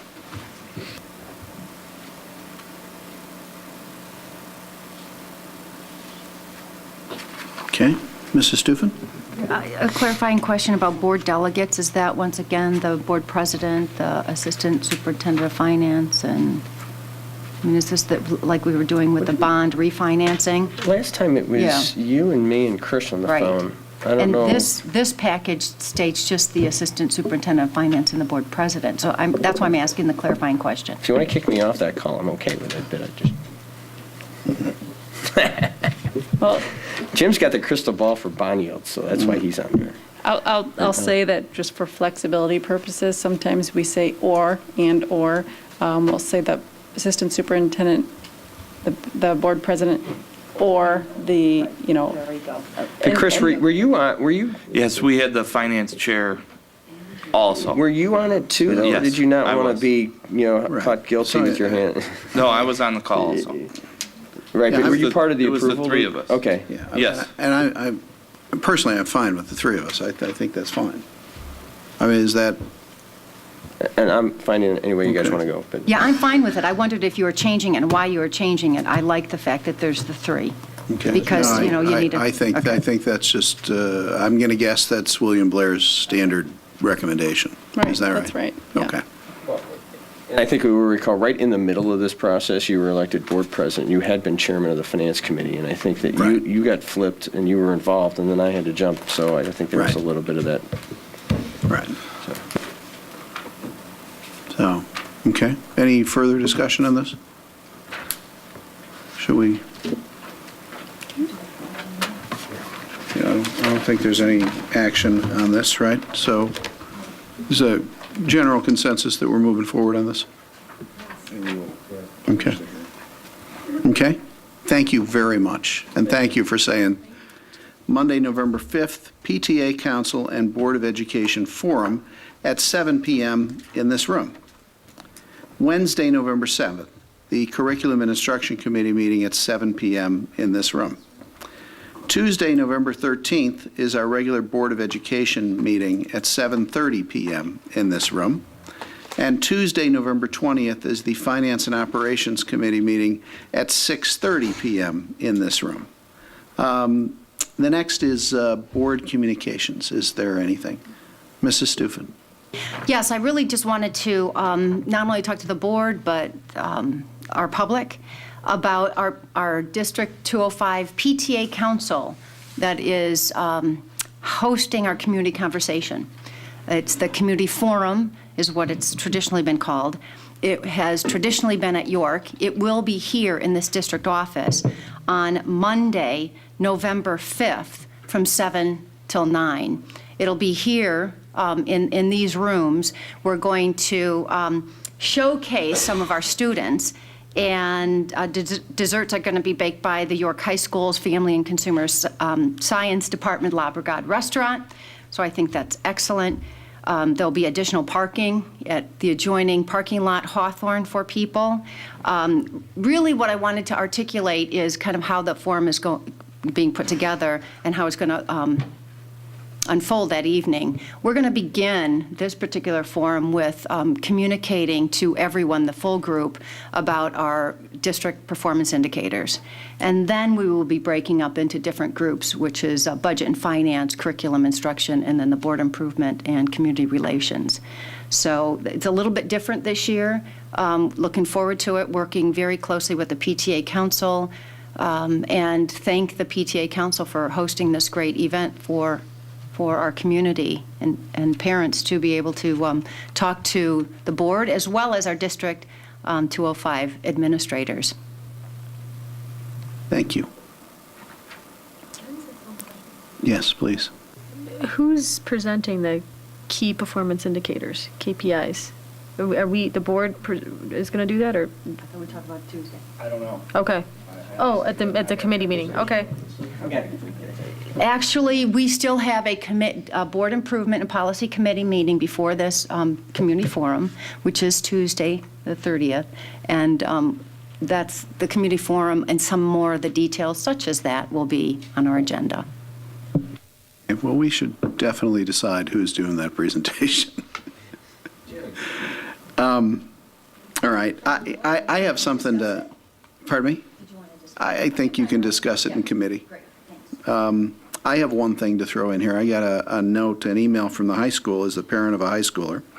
On October 29th, Monday, from 6 p.m. to 8 p.m., they're going to have a school improvement meeting where they're going to bring up or allow the community to bring up all sorts of questions that the community's, I know, certainly been asking us about English programs, sports, STEM, et cetera, et cetera, et cetera. So they want to have a kind of a, I guess for lack of a better term, a community forum to hear parents and community members' concerns about the high school. Personally, I would recommend that as many of us as possible go there to just to listen, to see what the community's concerns are. Again, October 29th, that's a Monday evening, from 6 p.m. to 8 p.m. at York.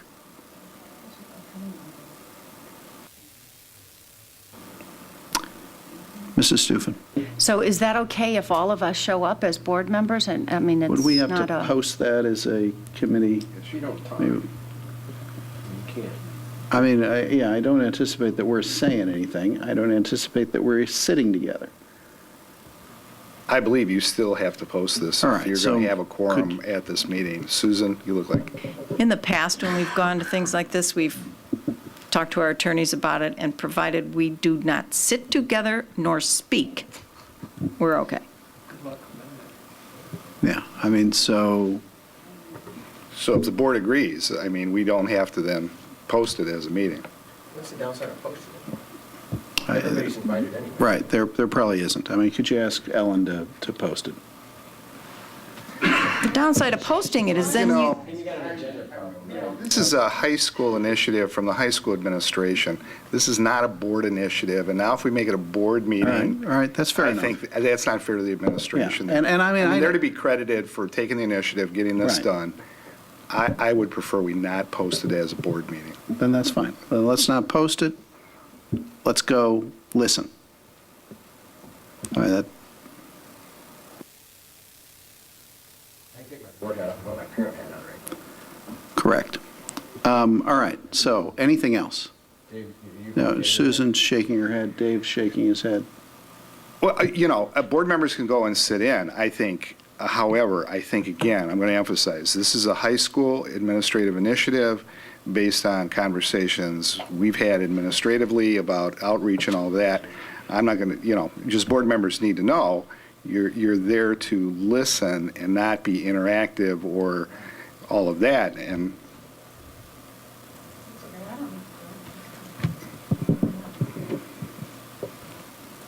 Mr. Roney? I don't think we should speak at all if we go. I mean, it is not our meeting. We don't want to post it Right. because it becomes our meeting. We have to call a meeting to order. We have to ask for public comments. We got to go through that whole nonsense if we post a meeting. So we don't want to do that. But you don't appear in public anywhere without your board hat on. Oh, I know, I'm kidding. Okay, good. I didn't know you were. Well, and this is what you're going to have to deal with. You may have public turning around during this discussion and say, what do you think, Mrs. Deroney, as a board member? You should have a response. You have no comment, because that will probably happen. Dave, I will say that as liaisons, Karen and I received an invite. I just checked my email. I just didn't catch it. We received an invite from Diana before, so she knows at least that part of it anyway. I mean, my intent was never for us to participate, but rather to listen. It just seemed like a good opportunity to listen to what our community has to say.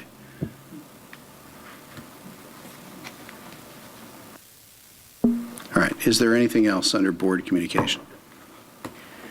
Mrs. Durant? Just briefly, could you update me on what's happening with the TIF-4 agreement with the city? I know we were talking about trying to nail that down the month of September. Now we're at the end of the month of October, and do we or do we not have an agreement at this point? And what's holding us up, and what are the next steps?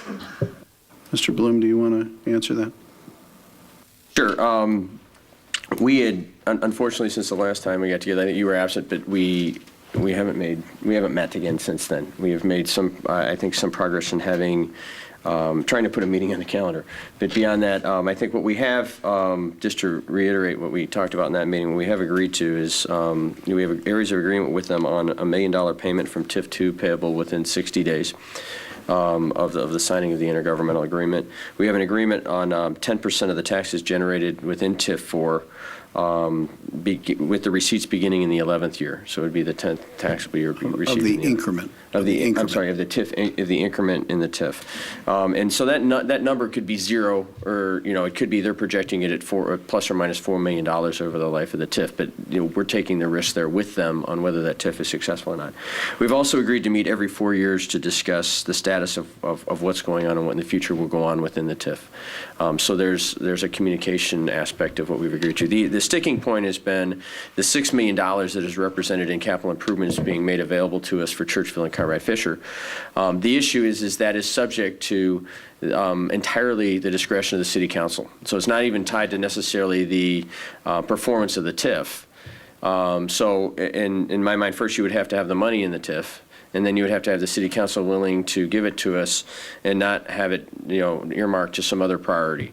And we are trying to work through with them on language that could clarify where we stand in the stream. Because again, that number could be 0 or it could be 6. So if you look at the entire package, I think it's been reported in the press at $10 or $11 million. I think out of that, one of it is certain. The rest of it is anywhere between 0 and 10. So we're trying to work with them to add more clarity, particularly to that last piece. Okay. Anything else? Mr. McDonough? On the TIF, Susan, the last update, the point that I made was that this is not charity. It's compensation for opportunities given up by the district, including allowing the property south of North Avenue to be re-TIFed for another 23 years, and thereby taking them out of the TIF 1 surplus payments, which is a contractual obligation to pay, and the fact that it would be replaced by an obligation that isn't even an unenforceable promise, that position is a little troubling to me. And I'm hoping that through some tough negotiation, we can come to a little bit firmer language that would indicate the city's intention and promise to obligate that money to our capital needs, which we've shared with them, and they've recognized are valid needs. So I would like to see the promise have a little more meat on it and reflect that we're giving up a contractual obligation than in the, giving up the city is being relieved of a contractual obligation to pay surplus. Okay. Anything else? Can I move to adjourn the meeting? Ooh, there we go. Anyone? All right, moved by Mrs. Stufen, seconded by Mrs. Deroni. All in favor? Aye. Opposed? Motion passes. We are adjourned.